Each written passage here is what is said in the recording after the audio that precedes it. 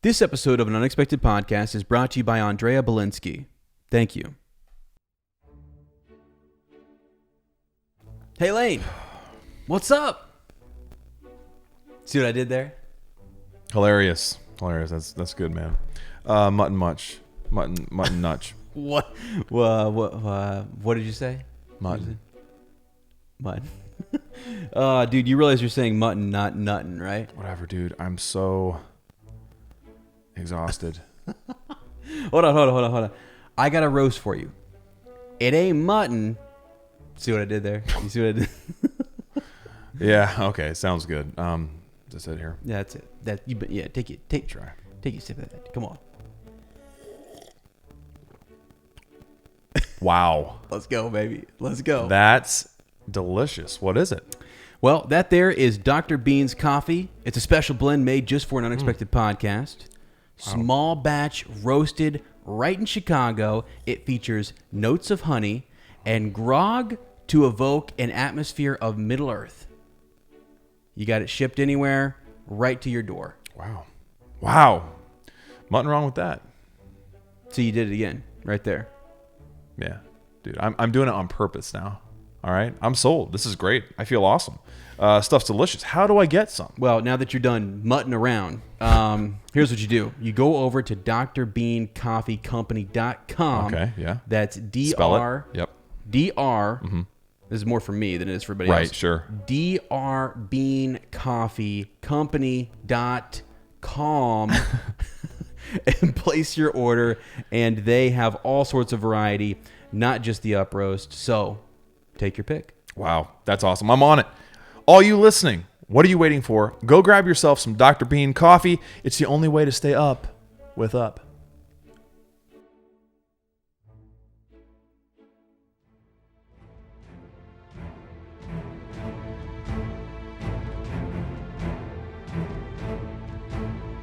Hello, friends, and welcome to an Unexpected Podcast. I'm Ez. And I'm Lane. And we're talking Tolkien. We're coming to you from the Shire of America, the beautiful state of Ohio, and a little village called Amanda. You know, you've been like singing Amanda quite a bit. That's been a thing recently. Amanda, the beautiful God sent His grace on me. Wow. For purple hillsides, majesty, just upon the fruited plains. Amanda. Have we lost everyone? Yeah, we lost everybody right. there. So, friends, if you're still here, this week we're staying off the menu thanks to our burglar, and we'll eat sheep and stay alive thanks to our very own Mr. Baggins. They usually say eat sheep and die, but it's eat sheep and stay alive. Or is it live free or die? We've been all the sayings today. Live free. Sure. Yeah. It's a name game for sure. Check the shirt. Yeah. Check the shirt. I was going to say, like, you didn't have to put in the burger to mix me up, because I would have, if you would have put in just burglar, I probably would have said burger. Does hearing the word burglar make you want a burger? With the Hamburglar? I knew you were You going to remember bring that him guy? up. I knew you were going to bring him up. Back when you could use mascot costumes to sell food, and now you can't. Isn't that crazy? I miss those days. I used to ask my mom when I was in the car about who that was, and she wouldn't talk about him. Like, anyone who has listened to this podcast knows that is true, and I'm not making that up on the spot, because the Hamburglar, I found out much later, bad guy. And I knew my mom wasn't going to talk about him for that very reason. Did he steal burgers? He stole them. All right. And we weren't allowed to steal them. The Bible says, thou shalt not steal, right? It's true, and he was in the stripes, like he had broken out of jail. He broke out, the guy's convict. I mean, straight up, I would never, because I was like, wow, all right. Makes sense why mom wouldn't talk about the Hamburglar. Man. Didn't think he was funny. Violated one of the commandments, dude. Oh, my God. So anyone not familiar with McDonald's, we are talking about 90s McDonald's advertising, which is the perfect way to start this episode. Yeah. There's a lot of food. There's a lot of hunger that goes on. Okay? Are you kidding me? If you were like, hey, dwarves, after you've been wrapped up in these sacks, if you want some burgers, this guy over here, he's escaped from jail, but he'll feed you. He'll feed you. I mean, they were kind of doing some thieving this episode as well, if you think about it. That's true. They didn't. What they took was not theirs. That's kind of true. Yeah. Whoa. But was it also I taken almost by knocked someone the else? I know. Don't joke about that. Taken or given, you know? Hey, you know what? Friends, before we move any further, I just want, if you have not had a chance to check out the visual, you need to. And here's why I'm saying this. What are you looking at? Anyone who was on Discord, I want to apologize. I just went off for probably an hour. These cameras are so much less intimidating. I keep forgetting they're there. Is it because they blend in with the box? Oh, yeah. Or because they're just tiny and they're right there? Yeah, they're tiny and they're right there. And they're blending into the box. Wait a second. What are we talking about again? But I'm having so much fun. Me too. This is so much fun. Thank you for keeping me just from not losing my mind, because I had this whole rig. We had Bill the pony set up here. Oh, we had fun with Bill. Lane was riding Bill. I was. I was in the Black Gate doing Aragorn's speech. Go over to Instagram and check it out. If you don't believe us, it was real. It was real. And all we needed was a box. I feel like Legolas. Yeah. Would you like me to describe it to you, or shall I find you a box? We needed Legolas to go. Would you like me to make a rig for you, or shall I find you a box? Sometimes the easiest solutions, and the only reason I thought of that is because I am so much like you. I'm like, all right, I need this, and I need this. Well, if I make this kind of contraption, then I try to do the contraption. I'm like, Yeah. There's an easier solution. Yeah. I am just so dumbfounded. We had this rig, looked like a freaking crane coming across the table. It did look like a crane, like a mini crane, like we were doing Connect's crane or something. And then we got it up there, and I'm like, that thing's shaking like it's it was like a reed in the wind, like a skyscraper in high winds, like it was moving like high tension like bridges. I laid my book down gently on the table, and the thing just started swaying like it was no one's business. Hey, small fact: they had a similar problem when they were filming the miniature scenes for the Black Gate, because the Black Gate moved, and it was just a tiny shimmer. Cheesy. It was a tiny shaking. Words. It was a movement. It was back and forth movement. A little bit of a shimmy. It was a bit of a shimmy. Okay. But they were filming so close on the miniature that it ended up look like it was liquefied. And they're like, what do we do? So they have the same problem. Wow. Richard Taylor has the same problem as you. Hey, doesn't that feel good? My name up with does that actually? It's either really insulting to him, my or name it was up with really Richard Taylor. Staying up with. Let's go. My shirt looks good, by the way. Up. Yeah. Hey, if you you know what? If you're checking out the visual, you will know which shirt I'm wearing. That's all we'll say. It's a good shirt, and you should go check it out. Also, there's a really cool podcast called Further Up. Yeah, you guys should check that out too. A lot of fun, and we're going to be getting back into that very soon. Yes, we are. We were, planning on some of that, so it's. My Ez taking... See, Sarah knows. Yeah. She knows how long this is going to take. Yeah. She's like, Ez needs a trial run. He needs to get through this first. And then I'll go the next time he brings over the webcams. Yes. I got it. Absolutely. You lost me about halfway through there, but I think I finally took a shortcut. Uh-huh. And shortcuts make for long cuts unless they make deep cuts. And then... Aragorn, paraphrase. Yeah. How are you, my friend? What's life like these days? Yeah. I can't believe it's been 2 weeks since we recorded last. It feels not that long ago. Yeah. Feels like it was a couple days ago, honestly. It really does, actually. And what's crazy is I think we had so much excitement with all of our Patreon stuff that was going on. Legitimately. The fellowship is full, Ez. I can't believe it. The fellowship tier. Literally, we have some of them listening right now on Discord, and we love you guys. Blown away. I can't believe it. Legitimately, we just kind of we had some people, we said this the last episode, who wanted tiers like that, who wanted these, and so we're gonna have now guests on the show. They're in, man. It's really freaking really cool. Really cool. And we're gonna do some YouTube content with them. Yeah. And I'm just so excited. And we actually need to plan out soon. We just had a great freaking Zoom meeting. Yeah. I mean, I was a little bit. I had a few beverages. You may or may not have been wearing pants. Drinks at the. But a jacket. Oh. Was I not supposed to reveal that? I forgot about that. Yeah, no, dude. Someone in the Discord actually said, I didn't get the reference, but they said, "Are you wearing pants?" And I was like, "Wait, me? Of course I am." I never understood that. Okay, I will be at home doing stuff. I gotta have pants on, man. Yeah. I mean, good for you. On. Good for you. Jim Nichols, same way. No, that was he says when he does Zooms without pants on, and I'm like, Let's be that's honest. Cool. That's let me cool. be honest. Is it more comfortable? It was actually. I normally don't do that. Normally I have like athletic shorts, which are just like whatever, like which longer really version pants. of briefs. Yeah, So, right. Whatever. But right. But the other thing is that my athletic shorts. That week I decided to go hit the gym because this guy over there. So those bad boys did not smell great, and they were in the laundry. And I don't do laundry until Friday or Saturday. And I was busting my butt to get home Friday to set up that Zoom. And I went sniffing around upstairs, and I said, "Looks like I'm going pantless." That's don't forget the sniffing, my friend. That's legitimately the backstory to that Zoom. So if you haven't had a chance, anybody can hop in.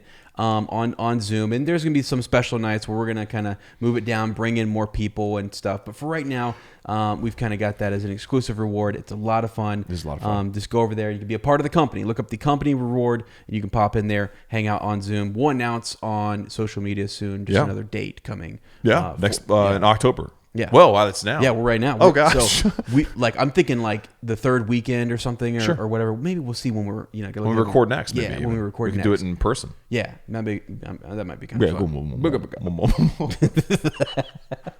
Guys, I'm telling you right now, you don't know the levels upon which Ez has been for this. I've been up and down. I was literally on the road with you earlier. Yes, we were. We went to get ribs.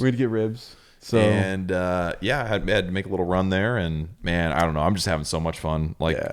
This has been a good. It's been a good I'm night. great. How are you?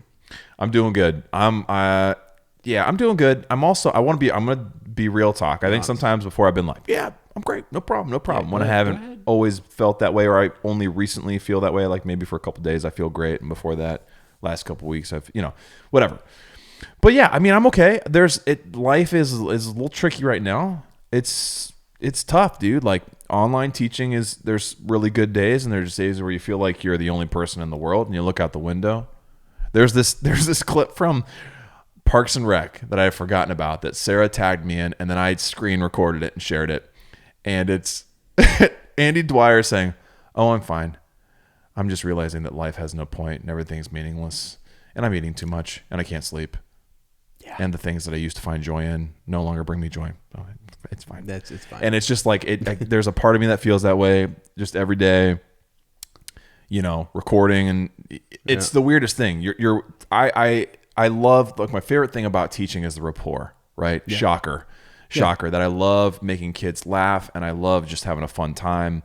And, those are the things I remember. Not like, wow, I executed that lesson perfectly. No, like this was a hilarious memory. This was something that we got excited about, or this is curiosity led us down this path in the school day to learn something that I didn't even know we were going to talk about. Yeah. Right.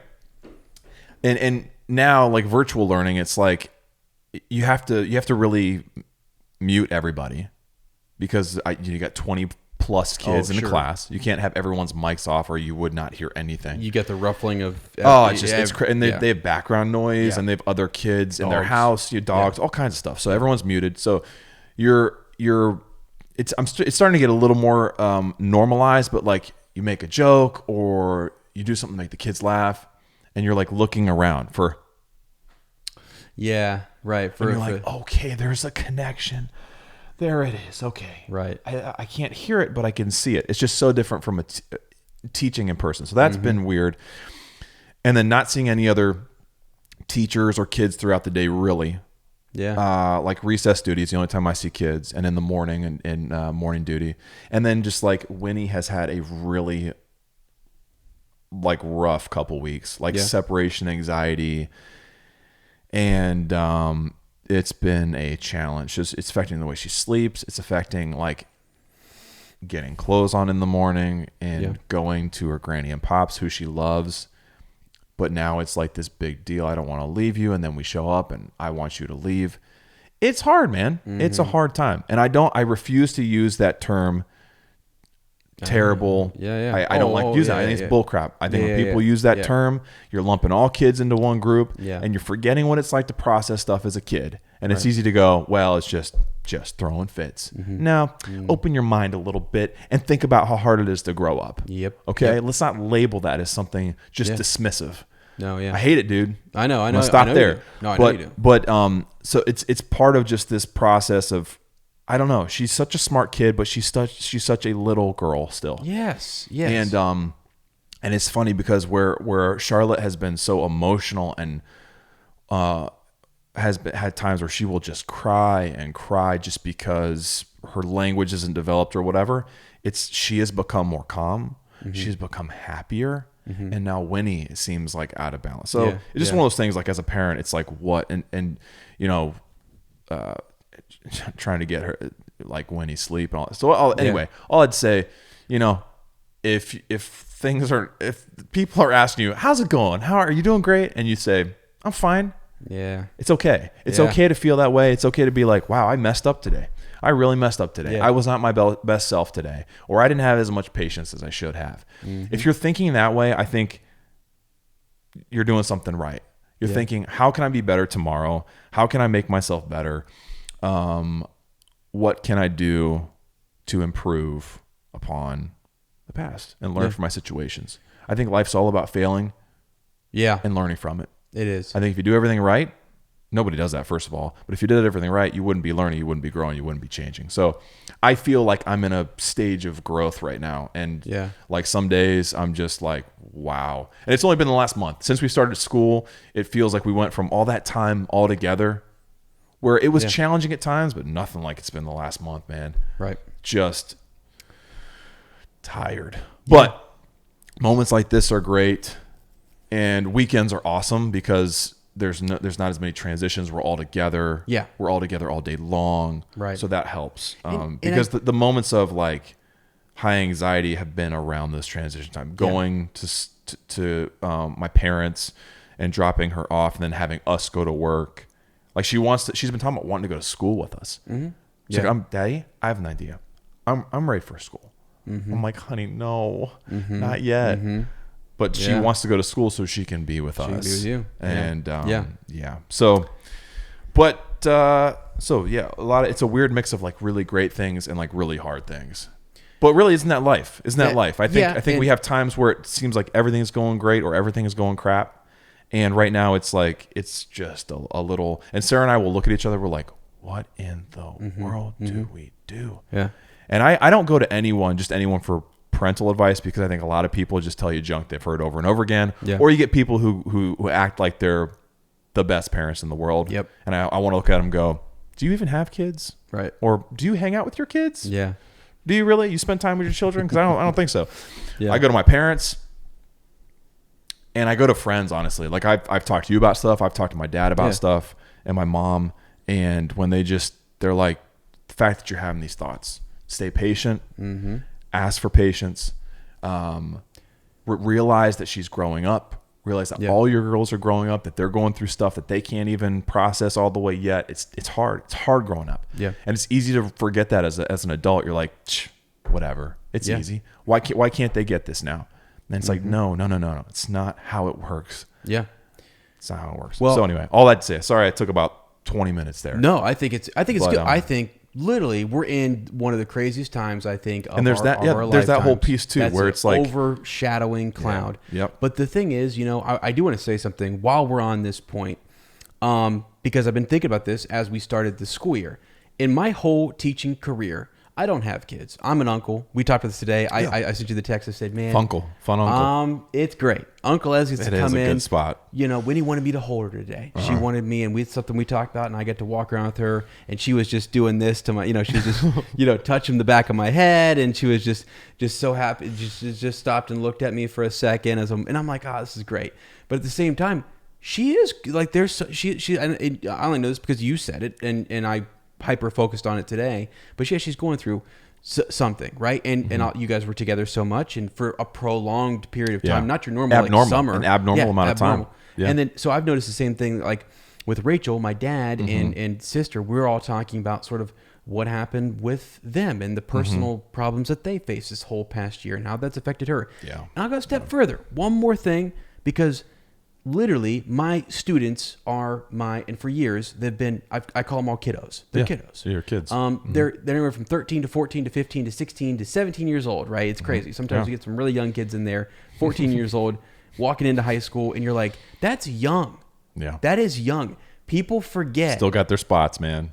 People absolutely puppies. forget. Like, I mean, we're in hybrid, and everyone's like, "Why are these kids getting up and getting on and doing stuff?" They're just blankety blank blank blank. Yeah. No, they're not. No, they're not. They want to. They don't have all the like those skills. This is not something they were prepped Something for. brand new. This is not their routine. So brand they've new. got, and you got to learn. You got to learn how to adjust. They're still kids. Even adults are struggling to transition through all these different it's things. not easy, so man. how do we expect? Like, they all have something going on, and that's everybody, really. It's people. Yeah. Even you know, as parents, I've heard, like you said, you talk to me, you talk to your parents, and different things. I mean, every year with Winnie is a new year that you've never experienced. Yeah. And I'm like, wow. And I'm sitting over here, and the same thing, being as close as I am to my sister and watching Rachel, and like me being in on her schoolwork. Yeah, dude, I feel like a responsibility to go home and to pull up the flashcards. And we work through Orton Gillingham reading. I mean, I do. And my sister she's like, because she has dyslexia. And so she's sort of like, we got to make sure like that because this is desperate times right now. Man. So Uncle Well, Ellis, and that's true because the school is so different. Like, we're not getting to spend as much time, at least us, not yet anyway, because we're still working on small groups and stuff. And we have to take breaks. Yeah. Like, they want us to limit the amount of online time. Yeah. Mm-hmm. And so because of that, you're assigning independent work, but they're not working with us. Yeah. They're at home, and that's more on their parents and their families or their caretakers, grandparents, adults in their life who that's not their job. And they're busy. They're busy. Yeah. And so every chance, every email I've sent to parents and kids, I've said, thank you for all you're doing. I could not do this without you. Mm-hmm. And I am lucky to be your kid's teacher. And I really feel that way, dude. Like, I almost feel like I got to go extra hard just so they feel like they're getting something valuable. Mm-hmm. Like, I want them to feel like they're getting something out of this year. And I don't want it to be because I'm not prepared or I'm not trying or I'm not bringing energy. Right. Yeah. And so that's also exhausting. Right. And they're patient all day long. Strain on everything. I know. Like all around. There's nothing you can do. You just keep doing the best that you can with what you have. Yeah. And I think you are doing that. And I think you too, most people are trying. So, Oh, did I just say brah? Oh. What? It's funny review refers to that. So, wow, quick cancel. Well, I love you, man. Love you too, buddy. I'm upset you're not going to taste my smoke tomorrow. Yeah, I know. But one of these days, get your smoke in my mouth, all right? Well, hey, you know what? I mean, it's going to have to be a smoke off, all right? I need get to Dave Fogel down here. Some smokes, okay? Get him down here. Have him take me to school, school. Yeah. We've got some dropping eaves, my friend. I'll have to say, hopefully you are doing well wherever you are. It's nice to, now that we're back in the rhythm after we took our little break over the summer and just, there was a lot going on. Another thing that's kind of changed our family dynamic big time is little Ruthie. Mm-hmm. So that's another thing. There's less attention that Winnie is. And I think it's hard for the oldest. I mean, I think if I would have had more than one sibling, I would have had challenges with it too, because you had that time where you were the only kid, right? You had that time where you were the only, and you would no other attention was going anywhere. Yeah. And even though she might not remember that, that's something that was imprinted there. And then, so Charlotte's never known anything different. She's known sharing attention. She's never known undivided. And then, Ruthie comes along and, she's so beautiful. They're all just so gorgeous. Amazing. Yeah. I'm so blessed. Such a blessed man. What? Dropping news. The one extra thing. But I wanted to say, whatever you are doing, wherever you are, it's been nice to connect with a lot of you again after getting back into the Hobbit, and we're doing Discord again. We're doing these Zoom for Patreons. Patrons. I can't talk, but it's nice to be able to connect with you all again. And I don't know. Hopefully you're doing well, and it's good times for you too. Everyone was saying that too. It's like, that was really cool. Yeah. Like in the Discord chat. Good to hear from you guys. Yeah, and I was awesome. saying the same thing back. Like, it legit it's been great. Feels like we're on another adventure together. Yeah. So yes, dropping eaves. Actually, young man, I think we're gonna switch roles here. Really? We've got some Amazon show news that. How dare you? First time in 2.5, almost 3 years. No, not 2.5. Almost 3 years. 2 months shy of 3 years where I have had no show news. And yet you do. So I get to shut up for a little bit. Wild. I mean, that's why I talk so much during Quick Counsel. Longest Quick Counsel ever. We're going for a record. Yeah. I'm going to listen. You're going to talk. So this is wild. We talked. That's not how you do it. Huh? How do you start? I'm just joking at you. And we're dropping some eaves. Here we go. I like that. Yeah. So this happened the other day. I was so I started this new YouTube channel. Sir Ezra, Yeah, hey, all right. Yeah, Sir Ezra the Watchful. Yeah. And I got on there, and I get it because you watch things. yeah. Oh, You get clever. it? So I it's like trailer reactions. Plus, I'll do some kind of like book theories, fun stuff, bigger production videos where you have to do a lot of editing, and I had a whole plan for it. But part of it is that's my time where it's just me. I get my cup of coffee. I sit in my little studio because I'm making this really cool. I'm designing. I've got blankets up, and I've got like. If you ever want to start another channel or moniker, I just thought of one: The Wonderful Wizard of Oz. Let's go. Let's go. My slogan machine over here, guys. I pay him. I promise. But no, see that's actually really great. I might need to get that like just on a banner shirt or something. I'm thinking like big banner behind me. So You could open every episode by just opening a curtain. cheesy cow, dude. Somebody write this down for me. Somebody write this down. Because I was kind of also going by over there. I mentioned the Flannel Wizard, which I think is cool too. So I'm like a man of many names. Like I don't really know what Just like Gandalf. Yeah, like I don't know. Call me what you want, but it's so ridiculous.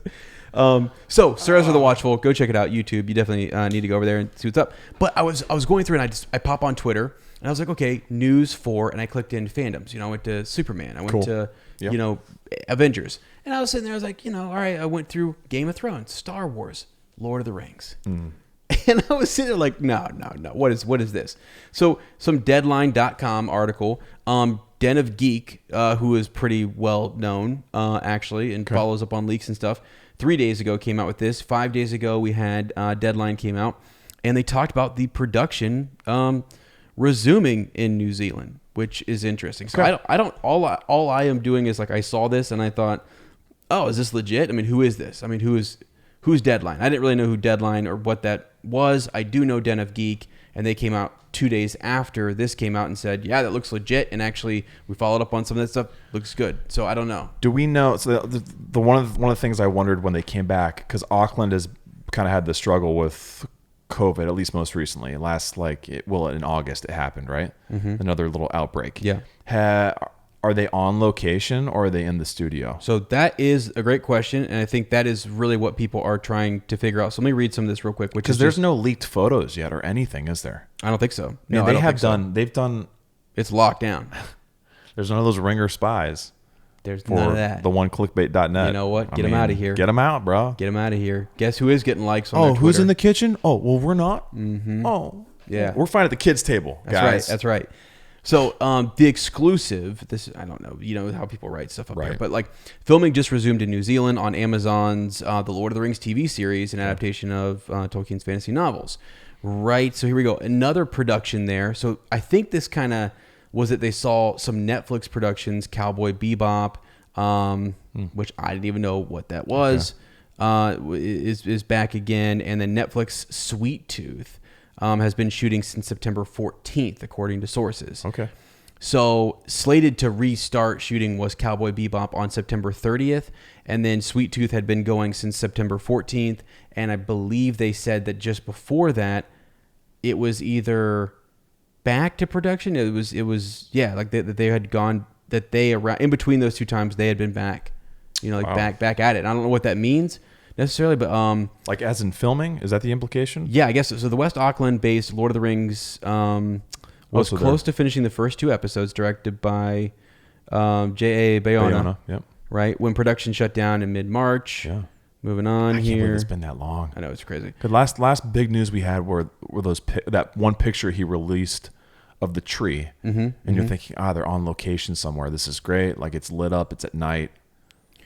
Right, exactly. Oh yeah, no, it looked sick. So legitimately they got those 2 episodes done. Now, what we were kind of going back and forth with on our YouTube channel was the idea that people were saying because there was a hiatus that where there was trouble in the kitchen. Right, yeah. The cake was bad, as we said. Yeah. And we called BS on that. Yeah. And we said that's absolute BS. It was a planned hiatus. There was. And because you're throwing which millions, coincided with the outbreak.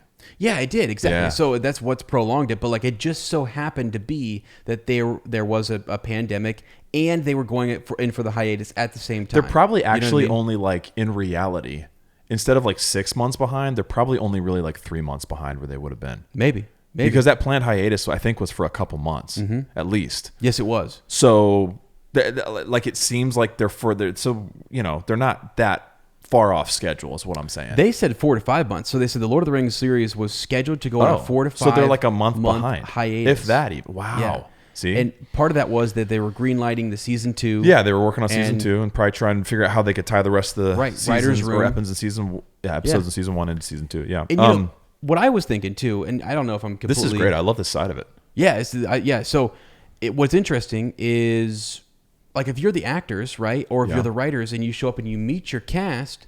Well, by God, now we know who they are, it's gonna and we change know your what they writing can a do. little bit. I think you play to people's strengths. You see that. It happened in Star Wars where you got Oscar Isaac showing up playing Poe Dameron, and they're like, we're going to kill him off. Nope, he's nope, staying. we're going to keep him in. What? You changed everything based upon how much you like that guy and that actor. Especially if they're using some, I said fictional characters. That's what I was thinking, but they're all fictional characters. Some invented characters and some original to or canon or whatever in Tolkien's actual writings. I wonder if there was conflict with Shippey, or if there was disagreement, if that's part of what's going on too. Maybe an actor really showed some chops and they're like, holy cow, man, this is going to be a minor role. We want it to be a major role. Mm-hmm. Right. And maybe there's some conflict with, it's not even a real character, or true to Tolkien didn't write this character. Giving too much screen time to this guy. Yeah. We're going in a direction. Yeah. Or maybe nothing at all. I mean, that's just all speculation. Could be nothing at all. Yeah. What do you think? This is a question I just kind of had popped in my head. This is cool because you think of questions as... Yeah. This is nice. I should talk less. I should. No, should look up joking. I'm just hey, you're doing your homework, young man. I'm like, yeah, that's great. What do you think it's going to be called? What do you mean? What do you think the series is going to be called? This series? Yeah. Would they go as bland as like the Second Age, Middle Earth, the Second Age? Wow, that's a really good question. What are they're not going to call it Loader on Prime. They're not going to call it Lord of the Rings on Prime. I don't think it should be called Lord of the Rings at all. Now, marketing-wise, they probably will. Yeah. Because if you just call it the Second Age, or if you call it Of Elves and Númenóreans or something like that, people are going to be like, what is it? Oh, it's Lord of the Rings. Why don't you just call it Lord of the Rings? They might do one of those things where they might, and this is crazy, but give they it might... a subtitle. Yeah, subtitle. Lord of the Rings, the Second Age. Lord of the Rings. Doesn't that sound like a video game, You think of a story, right? Like, obviously, we're not talking about Baron Luthien, but like they would throw in, something from Second Age. Yeah. Like a story. I almost wish they wouldn't put it in there, because we didn't even do that with the films, right? We got the Lord of the Rings, and then we have the Hobbit. Mm-hmm. Yeah. But I understand you got to tie it to literature people know. Yeah. And it's not the Silmarillion, right? Well, the Silmarillion goes into the Second Age, though, doesn't it? Yeah. Like, wow. So could you call it? Would they? I don't know. I don't know if they would do that, though. Because you still I still hope that they use this as a way to work backwards. I still hope we open with the War of Wrath. Yeah. As the prologue. My God, I know that we've heard they can't use anything Yeah. from the First Age. It's off limits, no rights. Yeah, but if they could tie it in, because it's the same way you had the Battle of the Last Alliance. Yes. Tying into Lord of the Rings. It's awesome. It's the same way you can tie it in. That literally is the hook that we needed when it's just a great hook for with Lord of the Rings. You're like, Morgoth, who is more? Because in the same way that we go, who is Sauron? Where'd Sauron come from? And that gets us sort of thinking about this show, which we're going to see. Right. It would have us tease Morgoth and be like, what? And for kids who like come into it like you and I came into it, we're like, who's Sauron? What, was it like? What he made these rings? What's going like, or tricked? How that we'd think the same thing about Morgoth, like Silmarils. What? Yeah. Who is this guy? He was Sauron's daddy. Like, what in the world? Right. You would be intrigued, and you want to be pulled back to that time. The other thing, and I know this just because I work with high schoolers, and I've asked them, and they see my my stuff around my room. Yeah. They haven't watched. There's where I am now. My current high schoolers, Lord of the Rings. What? They don't know. Some of them it's a blow do. To the heart. And we have a few youngsters who listen to us who they're because of parents. Shout out to them. Yeah, absolutely. And but like I'm surprised. I'm like, man, like more and more. I'm like, Avengers, Marvel, all that kind of stuff, DC stuff. They got it. They know it. But Lord of the Rings, they're drawing blanks. How amazing when the show comes out. That's what I'm saying. It gets them. That's what I'm saying. Gets them like it got us, man. Right. So then like, wait, this is tied back to those movies. So I like that if there is a way to tie it into the Lord of the Rings, or even just that Sauron is there. You don't even have to say diddly squat about that, though. Well, and I guess if you think about it too, we're still dealing with the Lord of the Rings. Yeah. Mm-hmm. Yeah, we are. Right. Yeah. I mean, so technically, it will be about the Lord of the Rings. Right. the Rings of Power. Yeah, you know? seeing it at more of a broad scope as opposed to just the books that were titled Lord of the Rings. We're talking about Sauron himself. Yeah, and I think they would maybe do because they you have to, don't you? You have to. Yeah, because and I also was thinking too, they chose that handle, Loader on Prime. I'm thinking too, like they're gonna. I guess it could just be called Lord of the Rings on Prime. It could be. Maybe they just call it Lord of the Rings. Yeah, I think they're gonna call it Lord of the Rings, and they're gonna have some other subtitle. Yeah, yeah. So I don't know what that is. That depends on the story. I think it's going to depend on the where they start in that timeline and what they want to show us first. Lord of the Rings. So a season on Sauron.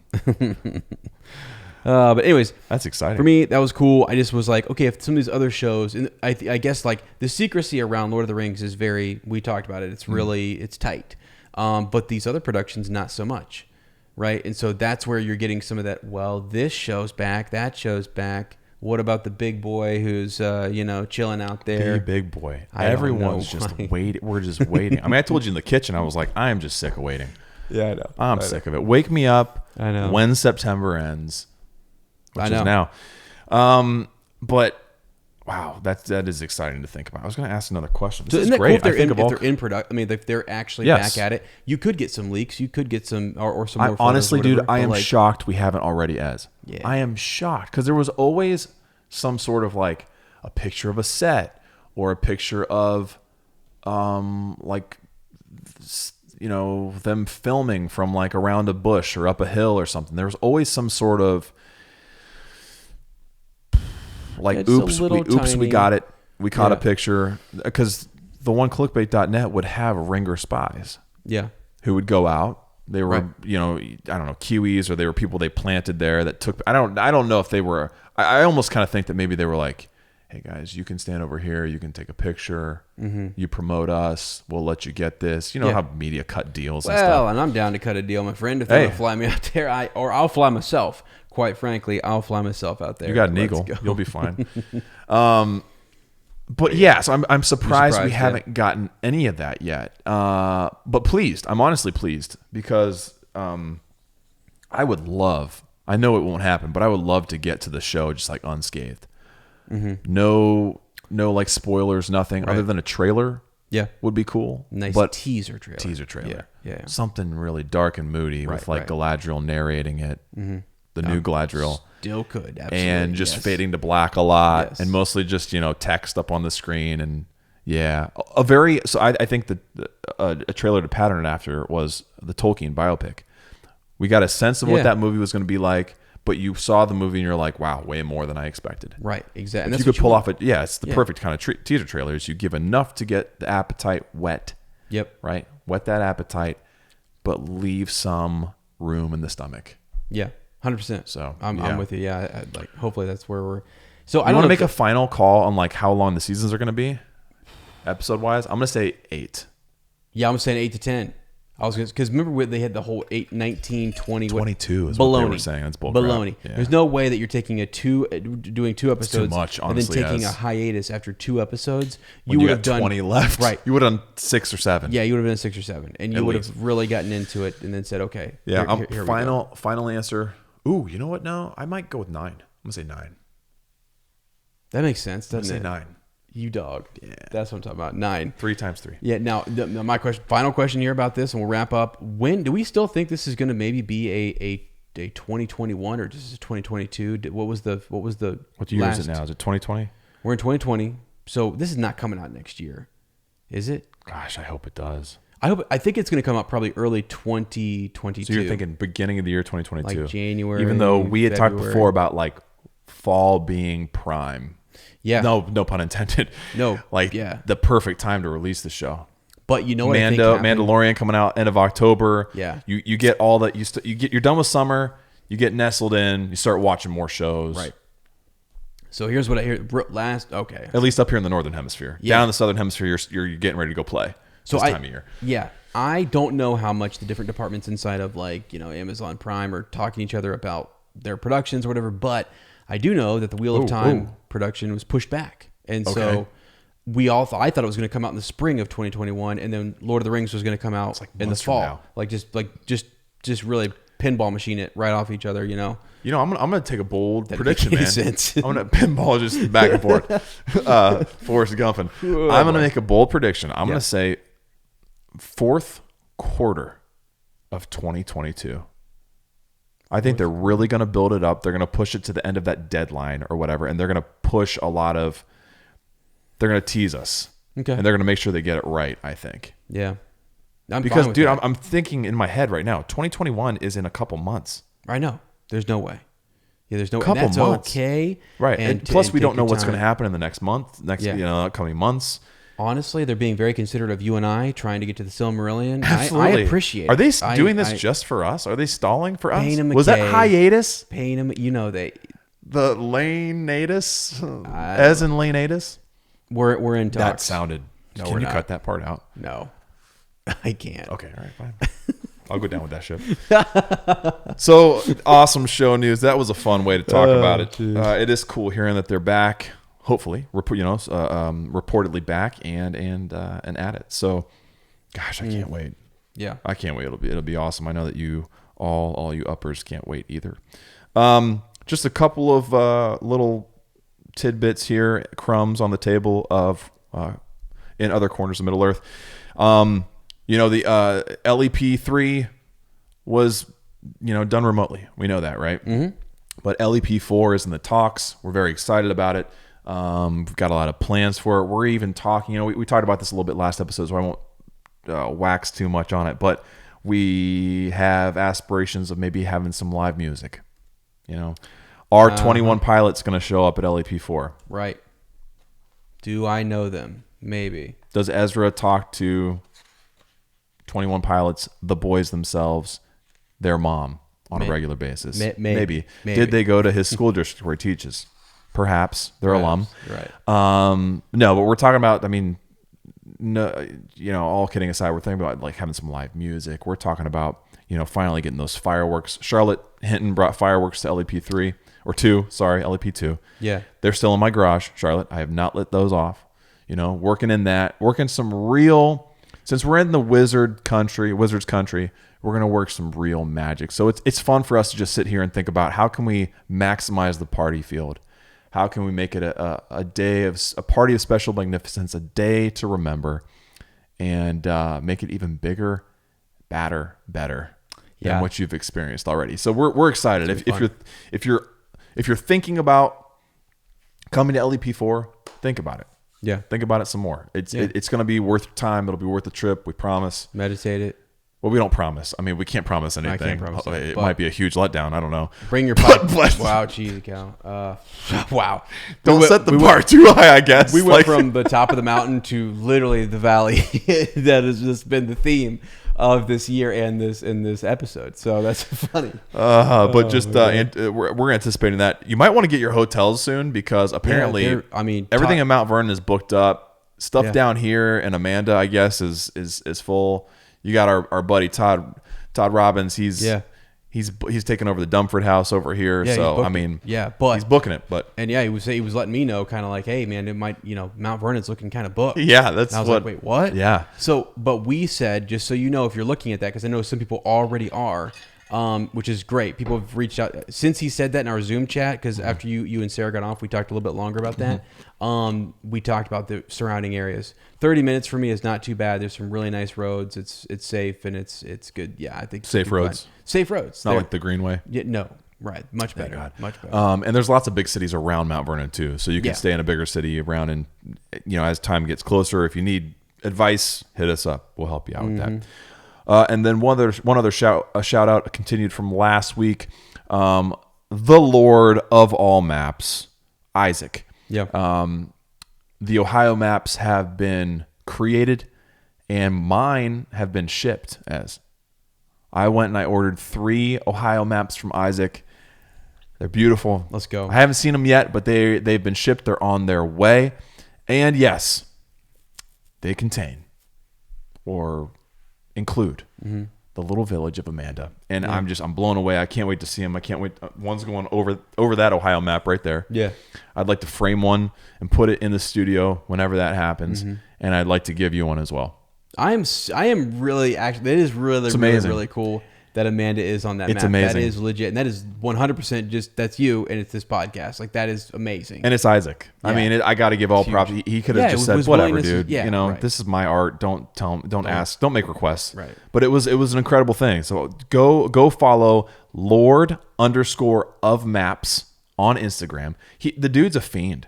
And he has a gift. I mean, they look like legit.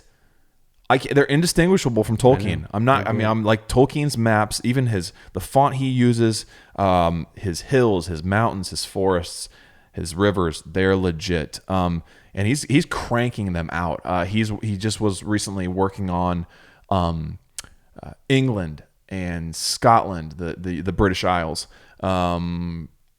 I think he's done in Ireland by itself. He's continuing on through the States. He's just finished up Colorado. He's working on Oregon.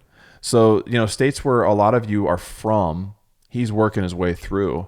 And I know with the British Isles, he even put in a comment on his, he said, what should I include? Let me know. Like I don't live in the British Isles. What would be meaningful landmarks? So I think he's even got I thought I caught like a little, like rendition of Stonehenge, where Stonehenge is. So like landmarks that, that's cool. Like that's pretty they're cool. standing stones, right? That's kind of like the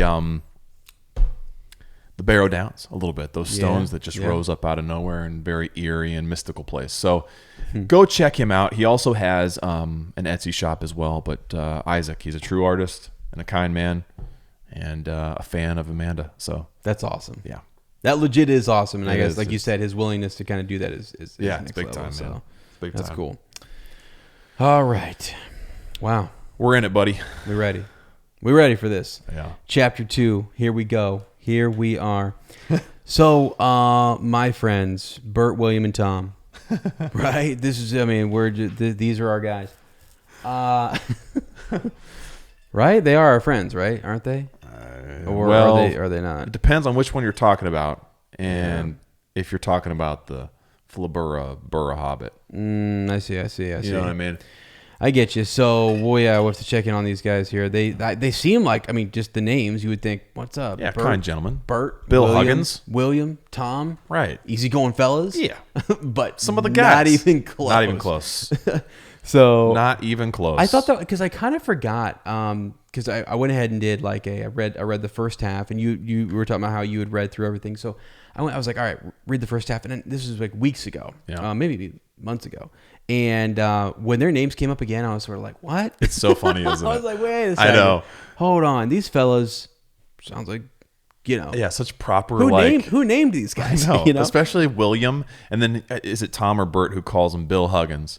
Yeah. Like he shortens William to Bill because they're buddies, Right, and it's so, they're normal names. It's not something that, it's so cool seeing Tolkien grapple with, or like almost discover this world on the pages with us. Yes. You know what I mean? I think you get a real sense of it here in this chapter as well. Yeah. Especially with like the finding of the swords, right? He doesn't name them. Mm-hmm. Yes. Right. We even Gandalf says, we won't know more about them until we get to a place where we can. Is that Tolkien buying a little bit of time? Is that him building the character of the elves? Yeah. Is that him? Could Gandalf have named them? Probably. I don't know. It's interesting to see. Did he even know that much about Gandalf yet? Right. You know what I mean? Like, he knows it's cool. Exactly. Like we said in the last chapter, he knows enough to say that there's this wizard who, the little that he does know of him is a lot. Right. Yeah, but there's so much more. If you heard only half of the tales, you're like, that is exactly what Tolkien is doing. And so you're right. Yeah. I do sometimes feel like, wow, we are literally. He's just penciling this out. Yeah, he's thinking through this world, and it ends up just being the final draft. Yes. Well, pretty good there. Right. So I don't know. I think that's pretty cool. But anyways, let's dive in here. And we're starting off where we left off last time. We were. Our dwarves had basically told us, hey, we need ourselves a burglar, and you're our guy. Gandalf recommended you. Mark's on the door, fella. And when you said we need, it sounded like weenie to me. Weenie burglar, which would make sense. He's small. You're right. Teeny weeny burglar. I've been muttering a lot and really Athens. Sure. But the kitchen's a mess, man. It's a mess. The whole house there's unwashed Crocs and stuff, and every pot. I love the line. Sorry, this makes me think of like after parties, right? And I hate this feeling. I know this feeling. Mm-hmm. Nearly every pot and pan he possessed seemed to have been used.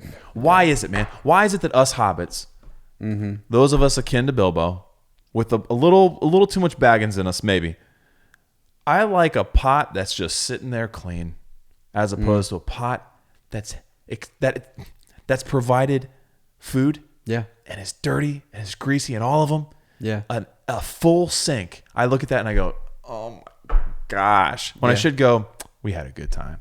We had a great time. That's the Took side. Yeah. Saying, look at that. That's evidence of a good time. But the baggin side in me always wins out. I'm like, geez, clean up. Come on. I know. Can't anything stay clean for more than 5 seconds? But yeah, and actually, that's really interesting because like the same. What does he do? Right? I mean, he immediately says, and yet he had this feeling.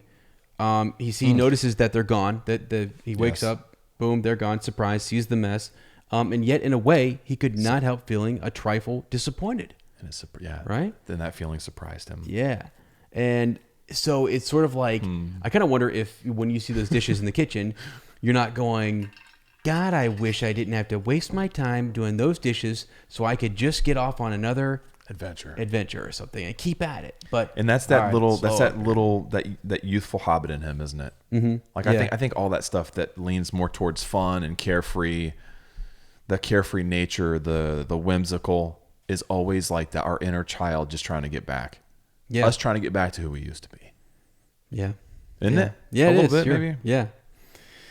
Yeah. All right. So the whole idea here is that I think is a little relieved. That was a very abrupt, unexpected, party that we had. But, and he actually sits down and takes a whole time here, right, to have breakfast and just chill out, chillax, maybe, even has second breakfast. Because doesn't he? He does. Does he miss normal breakfast? First breakfast? Yeah. Let's see. Just sitting down for a nice little second breakfast in the dining room by the open window when in walked Gandalf. I like this so much better. Yeah. I don't know. Let's just like Gandalf has more of a role in being like, what are you doing, man? Come on. Right. It's almost like he walked, my dear fellow. What do you think you were out of this? I mean, what? You thought this was over? I'm not letting you stay here. Yeah. It's almost like we gave you a respite here, but didn't you see the letter? Didn't you see the thing? Come on. Yeah, it's on. Yeah, you didn't even dust the mantelpiece. Well, I was going to. No, that's not what I mean. We figured this is the first thing you'd do. Yeah, right. So they left a message, right? So what's that message? Great elephants. What in the world? Yeah. Not Oliphant. And I gotta say, elephants. As you talk about the theme in this, shout out to one of my friends, Olivia, who actually sent me. We were talking about this actually recently. Okay. Great elephants. Yeah, no, the idea that like there's these modern day, like we've talked about the gunpowder, right? Clocks. The clock that it's under the clock, the note. Yeah, exactly. And then you have elephants, right? And then did he develop later on? Oliphant? Exactly. Yeah. Why? What's this? Really, what it is I think it's exactly what we say. Is that he's literally writing this. This is almost like an initial kind of. Again, he redrafted some of it, but whatever. He didn't know where this was going to go. Yeah, that's okay. Or is he a Time Lord? Or is he a Time Lord? I mean, why not? Is Gandalf a time traveler? Kind of. Well, I mean, yeah, actually, yes. Yeah. All right. Yeah. I think we can cllose the books now, right? We're done. Did we figure it out? Yeah. But no, I thought that was cool. So that is cool because you're like her. I thought that was really neat. Yeah, that's a wonderful thought. Like I literally, because I didn't even notice like elephants. I was like, sure, whatever. Yeah. But then it's it should be Oliphant, right? I mean, why not? Yeah. And it's something that like Sam's made fun of for believing in. Yes. Right? And here Gandalf just drops it like it's, well, of course Gandalf would know, but he just drops it like, and Bilbo doesn't even bat an eye. Yeah. Exactly. It's like it's a common expression. Great elephants. Like everyone would say that, or at least I guess a wizard would. But literally, that's funny that you were having that conversation with her, because when I went through and read the first time, right, this summer before we got started, I only, so you know how I'm notorious for underlining. Yeah. I underline everything, right? Anything that sticks out, and it always ends up being too much. But I only underlined stuff that was. Now I'm going through now and underlining everything as I go back. Yeah. But that first time it was only stuff that seemed modernized or out of place. Okay. So I kept like a count of it. I was like, wait a minute, there's another one. There's something another else. What is this? What? Right. Yeah. But yeah, it's just I think it's because I don't know, if we would have started with this, I don't think we really would have thought much about it. Sure. Yeah. But since we just came off of his well-developed, right. fully integrated, tons of lingo and backstory. Yeah. Not that there isn't here. Prehistory. But I mean, he definitely medieval. was weaving that in. He definitely was. In layers. So, and he had, after The Hobbit, had written way more about that stuff. Actually, had been working on some of the things that you find in the Silmarillion. Like all of that was just laid there. So, really, really, really cool. Now let's get to the note though. Let's see what they actually wanted to say to him. So Thorin and company to burglar Bilbo, greetings. For your hospitality, our sincerest thanks, and for your offer of professional assistance, our grateful acceptance. So, like, wait a second, what? You're locked in, buddy. I accepted what? You know what I mean? Like, did he? Did he ever? Yeah, like, right. Did he actually ever? No, he didn't. Which is crazy. So terms: cash upon delivery, up to and not exceeding 1/14 of total profits, if any. Yeah. Right.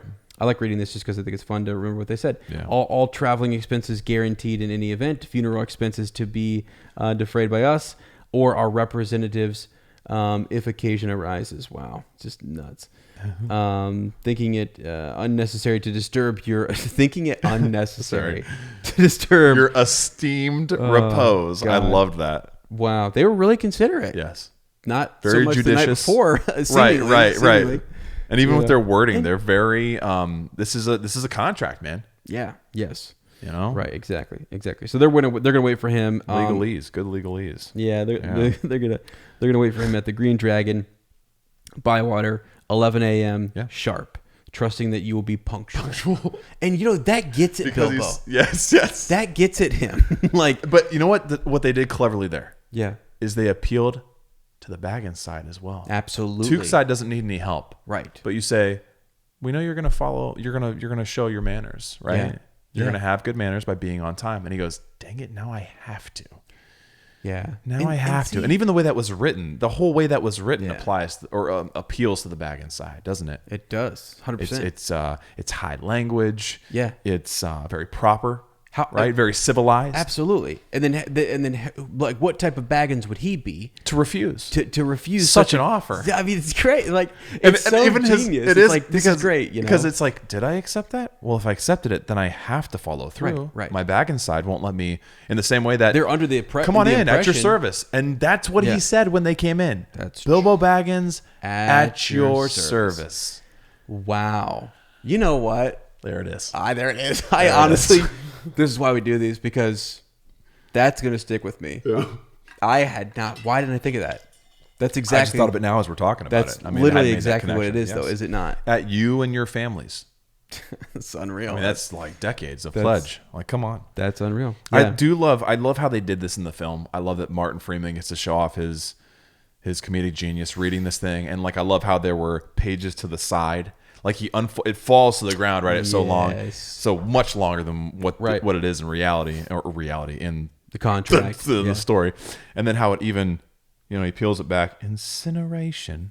Like it's just like like they had to add on this way because they forgot some stuff or added terms or it's great. That was good. That was good.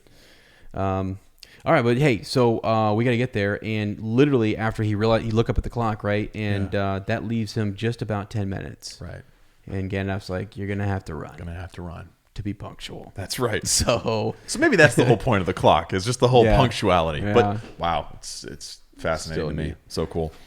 So to the end of his days, Bilbo could never remember how he found himself outside without a hat, walking stick, or any money or anything that he usually took. Took's just it doesn't no. It's just words jump off and they stop. He was a philologist. Yeah. At that point, come on, I'm gonna circle it. Wait, how many letters are on took? Only 3 different ones. Yeah. Right. So anyways, so now, dude, no, there's something there. Let's stop. take a deep dive.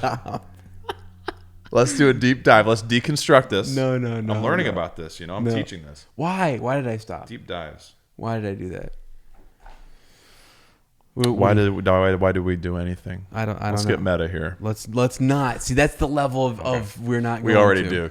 Yeah. Like meta for us is meta. You are such... You're Micro. Such a took. It's micro.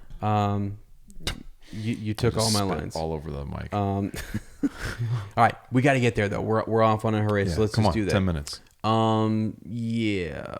Bravo. Right? Mm-hmm. Balin says he makes it. I love the relationship. Balin's I think he's a big fan of Bilbo. I think he's an advocate for Bilbo. I think without Balin, maybe Bilbo doesn't get his service isn't accepted as I know you definitely catch that in the films, so maybe that's what's informing me. Yeah. But I definitely think in the books here, I mean, we see this chapter that Balin's the one who comes after Bilbo first. So I think that there's definitely an affinity there, at least. Like he appreciates this little hobbit, where I think maybe the others are thinking, nah, he's just going to get us in trouble. No, yeah, and I think that's gotta have. If you're picking up on that, they did as well in the film, And that's, maybe it's just because I'm listening to them. Well, I kind of think you're picking up on it. So, and actually, as we see as we go along, we'll see who interacts with. It's a lot of different dwarves to balance dialogue and interaction with, and True. And so sometimes it feels like it's a lot less, but also a lot more because of just.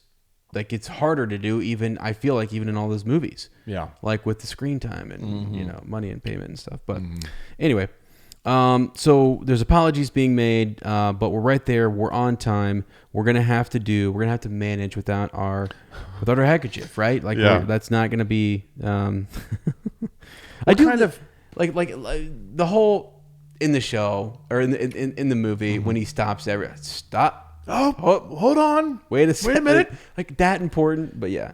I also wonder too, like, because we never get to see Bilbo with the hat. What kind of hat would Bilbo have had? Yeah. I'm curious. I wonder if and I haven't seen it in a while. We should watch the it. Animated version? Yeah, I wonder. Because I've seen it. I just don't remember whether or not he had one. I mean, he doesn't have it. I think a perfect place to have done that in the movies would have been when he goes to the market. There's that extended scene where he goes and buys the fish, and he thinks he sees Gandalf, and it's actually a pile of pillows. I've actually seen that. All yes. Right. Yeah. But I thought, like, if you were gonna have, I'm almost like envisioning him in a sun hat. You know what I mean, like a wide-brimmed straw sun hat. Yeah. Agrarian enough, but also respectable. It's gotta be somewhat. Yeah. Like, because he's dignified. Right. So maybe not straw, maybe something a little like velvet or something, crushed velvet. He's an important hobbit. Wax cotton. Sure. Item description. Clear plastic. Let's go. Can you imagine a clear plastic hat on Bilbo? No, I can't. Just dripping sweat. That would be terrible. Good God. You know what I didn't notice though? Gandalf actually rides up though, and he's brought all of Bilbo's stuff. Yeah, he's looking out for him, isn't he? I wonder what he stole from his house. He didn't steal any. Okay. Come on. Ian McKellen did. Did he? Yeah, he did. I'm sidebarring this. Yeah. I do also think it's cool. Now, this is later on. But we talk about, it's funny, this chapter we kind of were aware of Gandalf, and then we think, where did Gandalf go? I think this is later on, but we're starting on this quest, right? And I love how Tolkien talks about how he laughed most, and he had the most fun, and he ate most, and it was like Gandalf was enjoying this more than he probably should have, and more than anybody else. And it's just like this whole idea, like how much is Gandalf doing this just for the thrill of it? Like, does he just crave these adventures, as well as obviously trying to, as we learn, probably more so in other of Tolkien stories, to try and move the chess pieces of Middle Earth, right? Yeah. To counteract the enemy, like knowing that getting rid of a dragon would be a good thing. Like if Sauron had a dragon at his disposal, which he wouldn't have developed this idea yet because Sauron wasn't a thing. Yeah. It's so many interesting things. Like Middle Earth isn't even mentioned. Middle No. Earth is never mentioned. This is all Right? Like, yeah, It's so that's cool why it to is think so about. that this is here, and then things were built and worked Yeah. around and woven, and It's amazing. Yeah, I mean, even though all of those ideas were here, like that was there, just not on paper. Yeah. You know what or I mean? I know I'll get to those one day. Yeah, it's in the This noggin, isn't but the it's story. Yeah. Mm-hmm. Well, and actually, so not to jump way ahead, but I'm going to jump No, go over for it. like over here where Gandalf basically does go missing. Yeah. Before that, we do go through a lot of this. Reminded me a lot of the Fellowship when you're describing these this territory, these lands when he's leaving the Shire, and That was another thing, though, that was missing, right? And correct me if I'm wrong. Wouldn't they have bumped into the Old Forest? Yeah, or would they have gone around, do you think? Because I was thinking about that. Like, so Tolkien wouldn't have developed that idea either, right? Do what we do. Is the Old Forest would not have been a map. I'll look for a map. You keep reading. Okay. All right. I'll look for a map. Look for the old Hobbit. And that's something I had made a mental note of that I wanted to look up but didn't. Because, I mean, like they're going through, I mean, it gets a little dreary. We talk about like the weather, some of the songs that go on and stuff. Bilbo's thinking about it being June and thinking back to like, you know, where he's at, it's pouring rain. It had been all day. His hood was dripping into his eyes and so on. And so he's thinking, he's just thinking about crops. He's thinking about like what would be going on back in the Shire. But you quickly move out of it. I mean, there's not that big long. So basically, they could have gone right past it. It's just not mentioned. It's just This journey really picks up fast. Yeah, real fast. Right. I mean, we move across. Especially land when I had never read this, right? And so I was like, oh my gosh, yeah. Second chapter. Mm-hmm. We're getting into the trolls already. Mm-hmm. Like we're right into this adventure. Yeah. And I mean, all to pass by at first I'm gonna just read this real quick. So at first they pass by, they pass through Hobbit lands, a wide, respectable country inhabited by decent folk, with good roads, an inn or two, and now and then a dwarf or a farmer. And then they came to lands where people spoke strangely and sang songs that Bilbo had never heard before.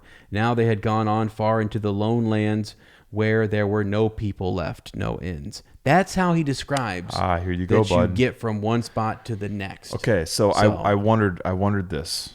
If he hadn't developed the Old Forest yet, or if they had gone around, or if maybe it's both. Mm-hmm. Yeah, like he hadn't developed the Old Forest yet, so when they create the path, they just go around the Old Forest, and that's what I'm seeing here. Really, they went north of the Old Forest, and then they went down and stopped in Bree, and they took the East Road. Yep. Out into the Trollshaws. That is so cool, man. I get it. That is so cool. Check it out. I gotta see what your eagle eyes are seeing here real quick. So that's on the Lord of the Rings map project. That one that they put all the events on and they draw the timelines out. And The Hobbit was already pulled up. Thorne and Company's path. But I wonder which one. It's probably both. I bet it's both. He hadn't developed the idea of the Old Forest yet. And so when they draw the map, the Old Forest is small enough that you could say, well, they just went around. Right? They went east, but they went around. Yeah. I got to compare this, though, too. Because, I mean, part of it was we went to Crick Hollow Cottage. I almost said college again. It's the new thing. Go check out the enrollment's limited, but yeah, it's a lot of online it's classes. Further south. I mean, so and there's the hedge that they had to.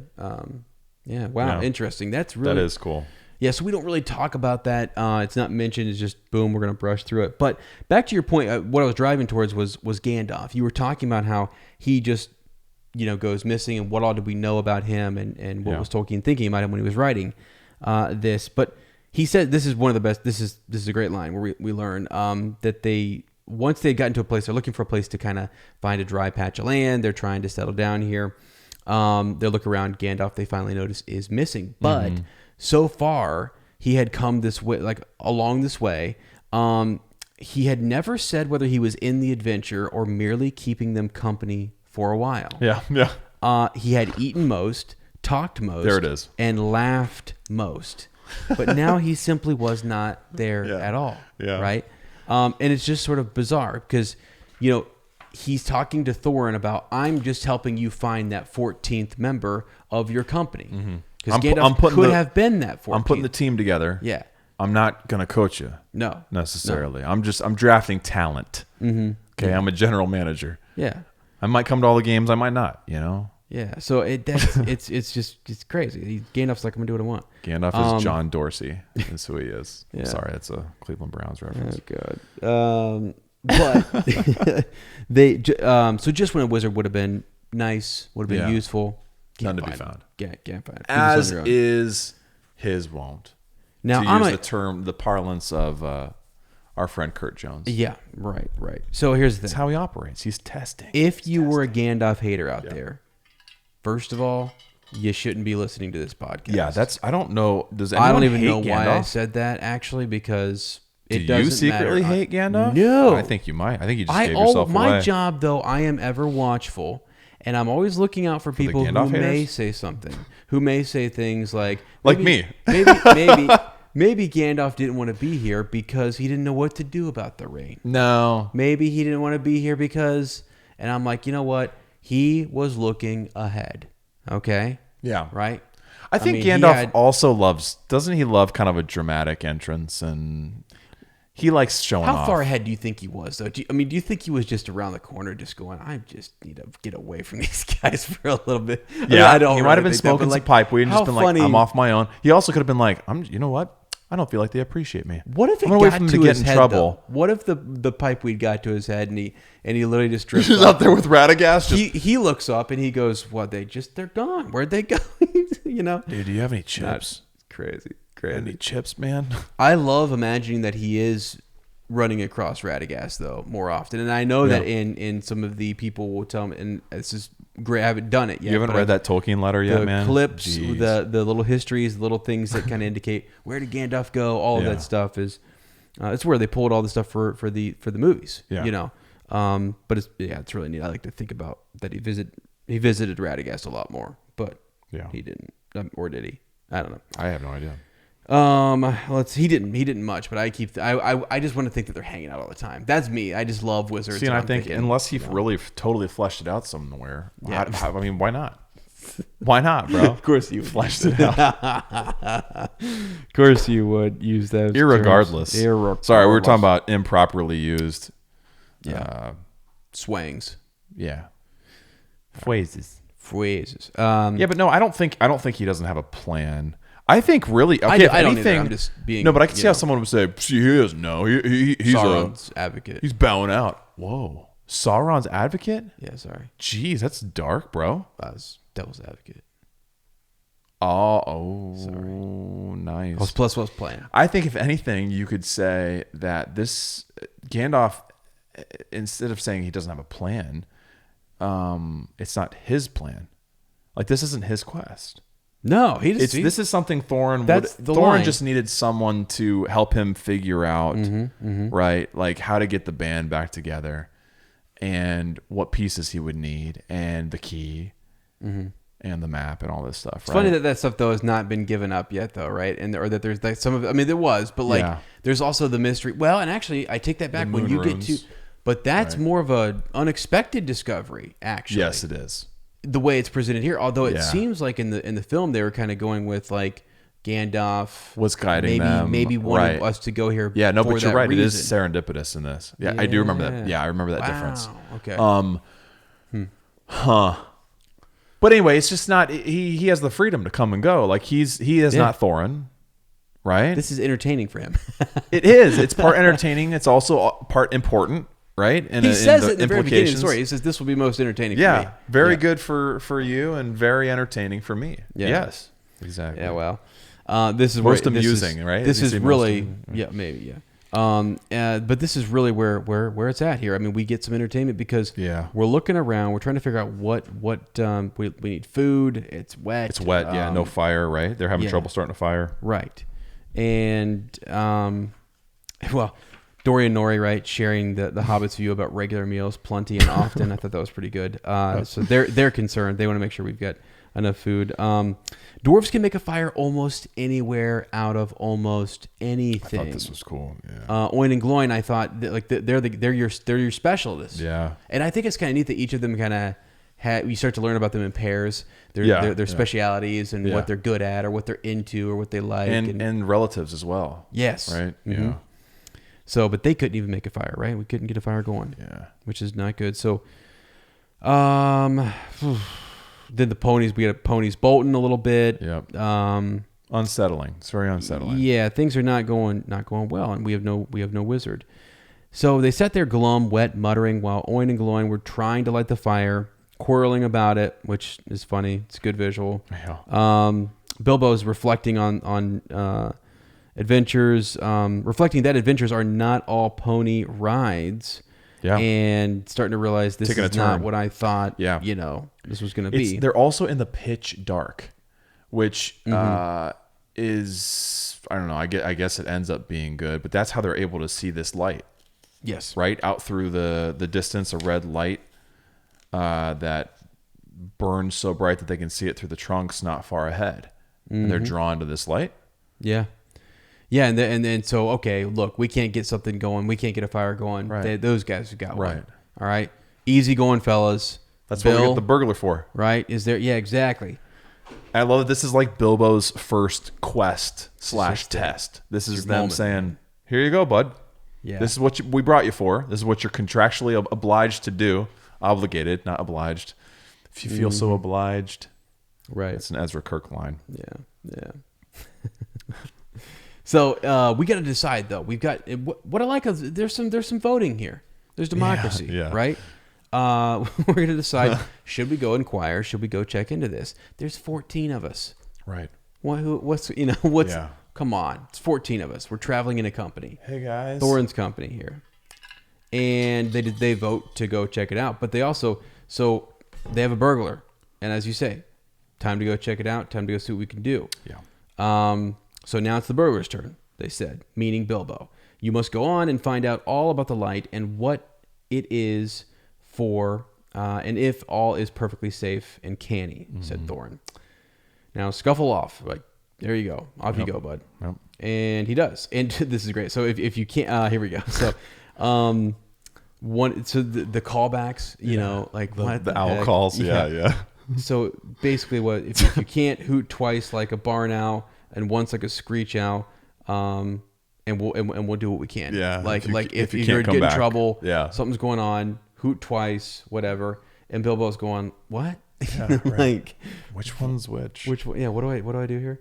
Twice like a barn owl. Now this is pretty neat. This is one of those things where I talk about like I've always liked hobbits and their ability to kind of sneak up and move around and be quiet and what have you. So he takes pride in this. Yes. And Bilbo, yeah, okay. But at any rate, hobbits can move quietly in woods.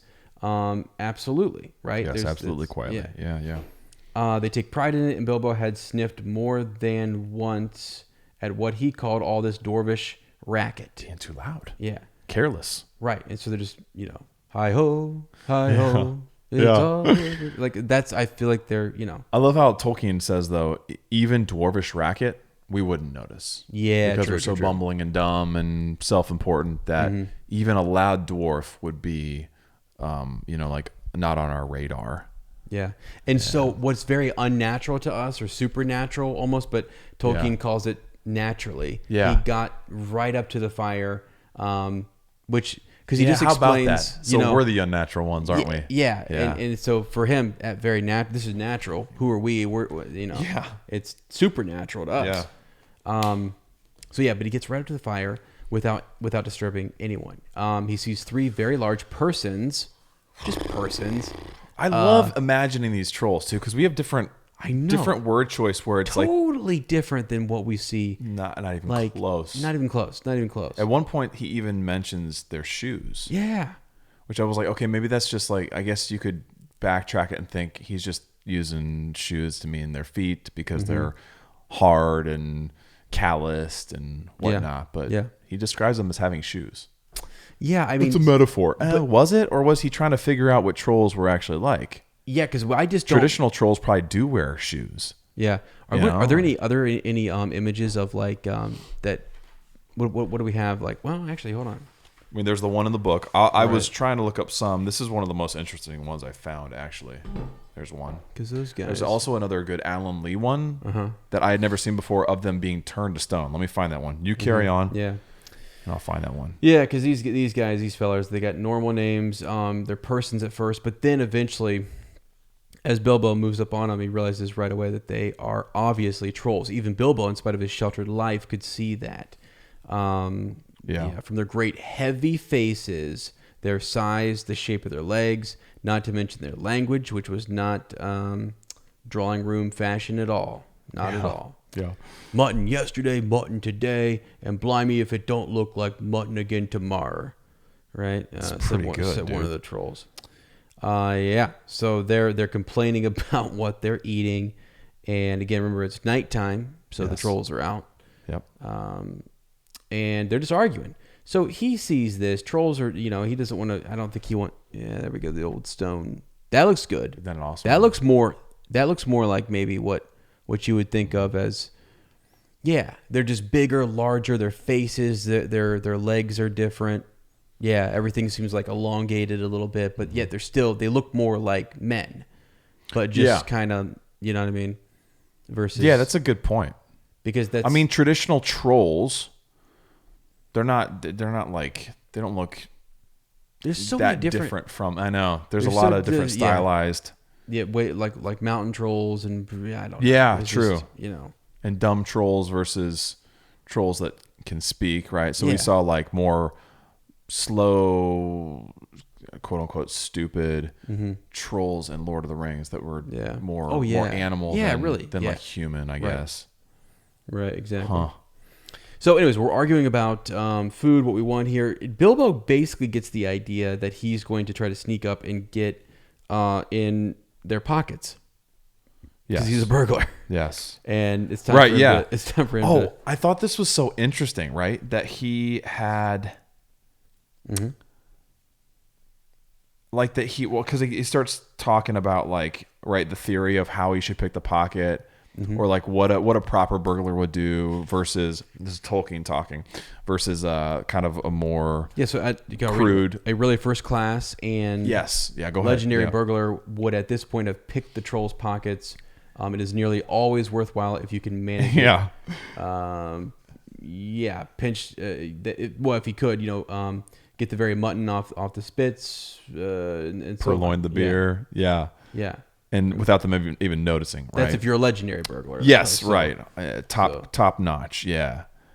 And so that's the pressure I guess he feels under, right? Others more practical, but less professional pride would perhaps just have, stuck a dagger right. into each of them, right? So it's weird that he's having that thought, I guess, like, yes. Boy, this is not. You're not actually a burglar. I know, but you're like trying to live up to this. That's what I'm in this. I've signed up as this. Yes, and that's what I noticed. I was like a well-to-do Baggins getting thrills from theft. Like he's enjoying this, man. Right.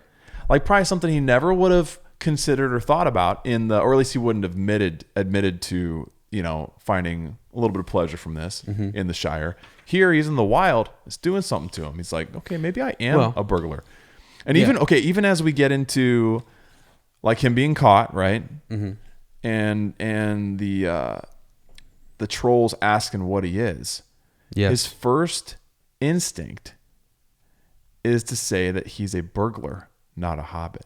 He says Bilbo Baggins, a hobbit. A hobbit. So he is so in this role that his reaction, where he's been grabbed by a troll, his reaction, first instinct is to call himself a burglar. It's almost like he's in his head saying, he's in character. I'm a burglar. I am a burglar. Right. And he's also, is there a part of him that is like totally embracing that? Yes.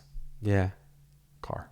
I just made the connection that we were talking about the Hamburglar at the start of this episode. It was on purpose. I know it was, but crafted. Was it? It was crafted. Okay. It was. I know, but at the same time, it's don't you ever question that. It's like there's layers. Oh, there's always layers, there's baby. Layers, people. Sometimes I don't even know they're going on.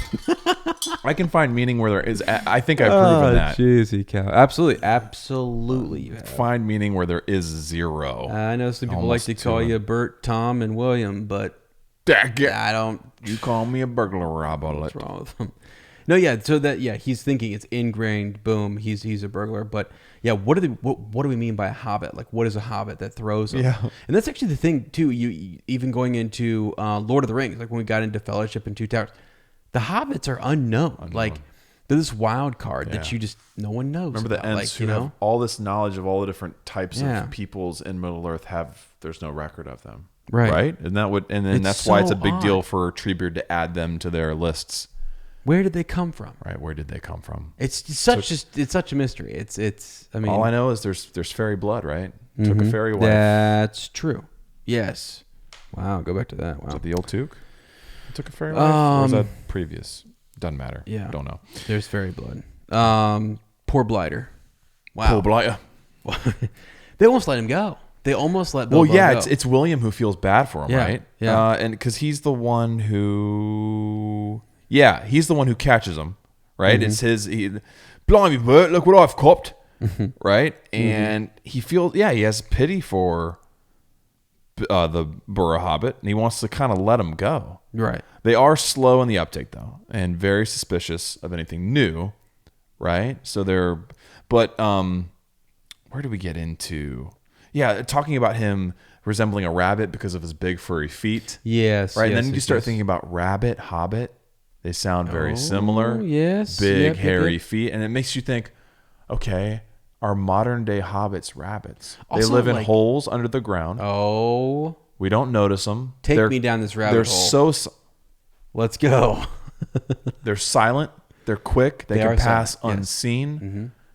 Have you ever looked up and noticed a rabbit? You're like, dang, where'd that come from? Almost always. I've never been like, well, here comes a rabbit. It's always, jeez. So is Tolkien telling us a history of rabbits? That's really something, man. Have hobbits transformed into rabbits? This is a clip for YouTube. Has anybody thought of it? Like, I mean, I don't really know. I'm sure they have, but not in the same we have. Wait, I messed that up. I'll see you later. No one can duplicate that. Okay, no one can duplicate. No one can mess up that sentence. That was original. But that's actually really cool because they are super. There's a lot of connections there. Yeah, so they're kind of thinking you're a nasty little rabbit sneaking around, and Bert, he picked him up by the toes and shook him. Right. Yep. Because he's asking, are there any more of you around? Mm-hmm. And lots and none at all. Yes, lots and none at all, right?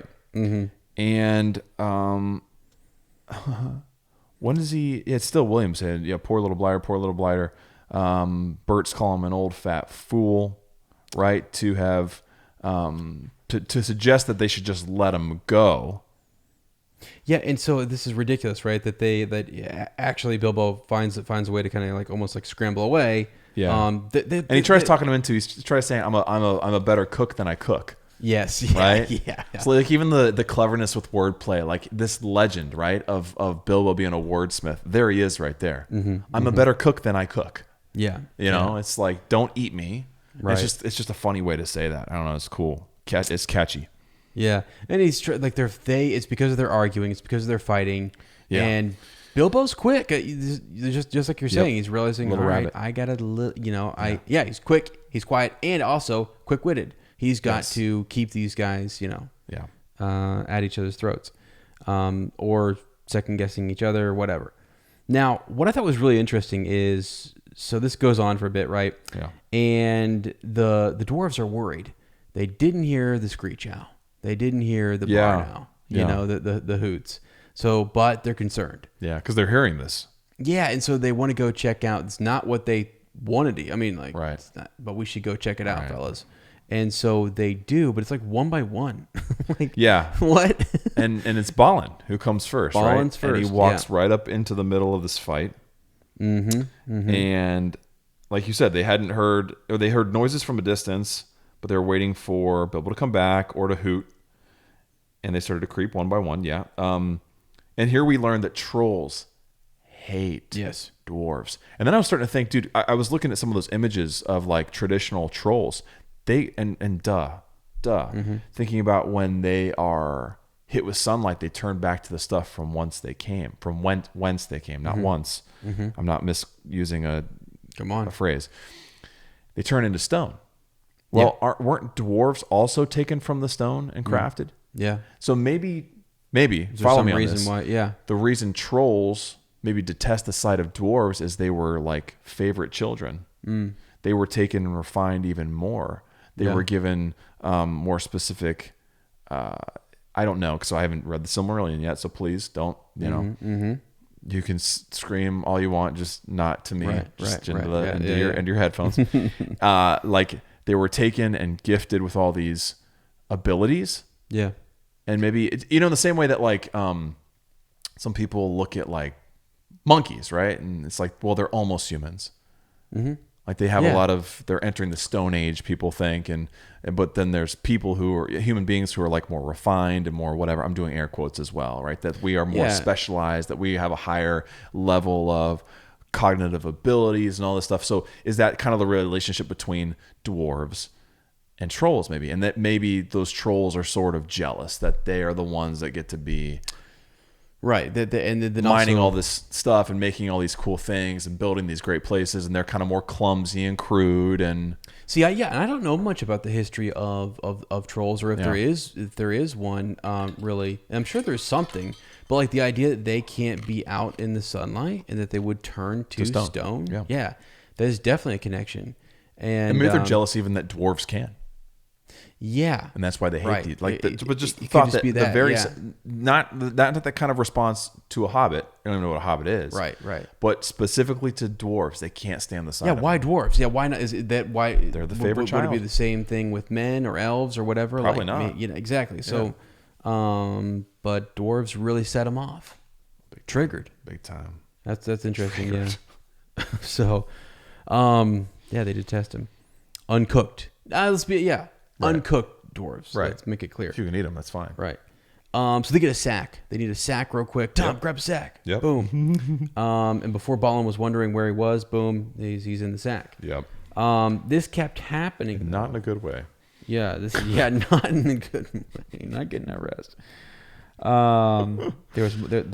There's more to come yet, said Tom, or I'm mighty mistook. Lots and none at all it is, he said. And I reckon you're right. And they're going to kind of wait. So they're there with their sacks in their hands, and they're waiting for the hobbits to show up, and they do. And they just kind of one by one. So you've got Dwalin there by Balin, Philly, Killy. They're all there. Dory, Nori. This didn't work. Right. Come on, guys. It makes me, at first, you got to be nervous. Like, this is your first test here, and we are failing. I also, like, this company's not getting anywhere. Right. I also felt, too, like, this was a much more suspenseful way. Like, I know in the film, you probably couldn't drag it on this long, but I thought this was a way more interesting course of events, right? Instead of them just coming out and doing battle, it's like they creep up. And the fact that the trolls are intelligent enough to like hide back out of the light. It actually looks and wait for them to come up, and then they trap them. Yeah. And that they're not.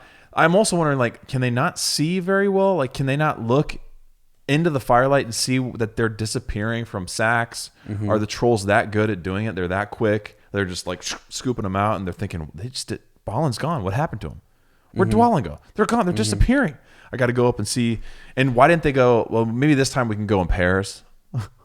Yeah, exactly. Right? It's just an interesting... Yeah. Right. But it's Thorin. Maybe he's doing this to highlight how Thorin is different. Yeah. Right? Well, and why he's the king. It is kind of scary because I was... when Balin first walks up, and then they talk about that. I remember when I was reading it, I was like, wait a second. The way I pictured it was this ring. It talked about like the ring of light that was making its way around the trees, this little opening. And he walks into the ring, and he looks around. Yeah.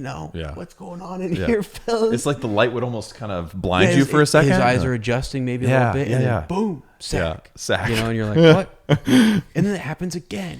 And you're just like, what? So Bilbo, also, they've forgotten about him. And he's able to kind of yell out to him, like, there's trolls. Yeah. And they're hiding in the bushes, and they've got sacks. Yes.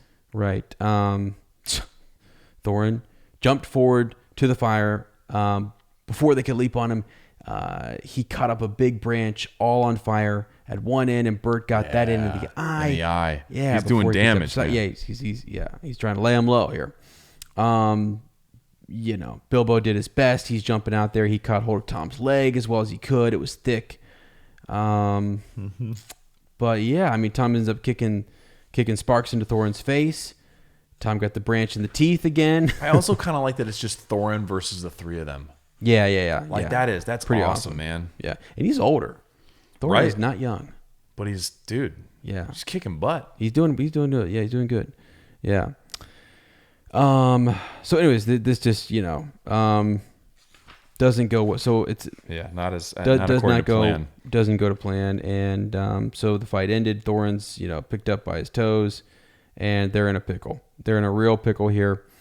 So where's Bilbo? Bilbo is up in the in that thorn bush.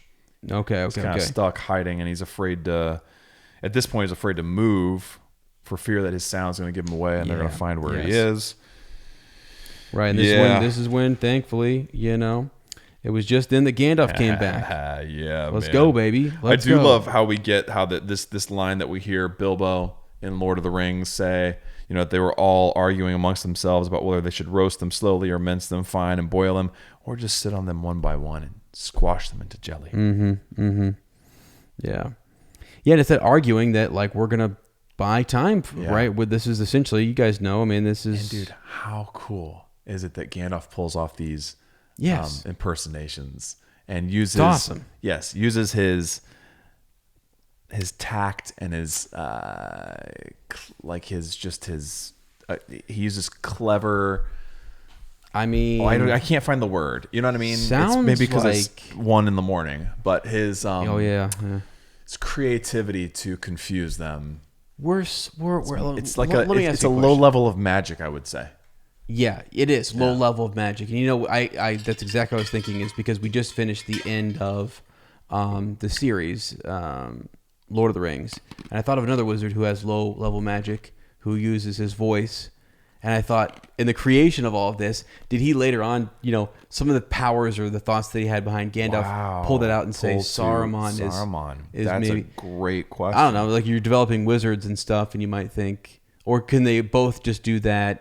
Which I think is the answer. Wow. But I was like, wow, he is using kind of that. Because if you think about it, Gandalf also is very persuasive. Right? Mm-hmm. He persuades Bilbo. Well, kind of, I guess. He has to go pretty much kick him out and say, dude, you're late. Yeah. But he's able to help kind of orchestrate Thorin's company coming together as well.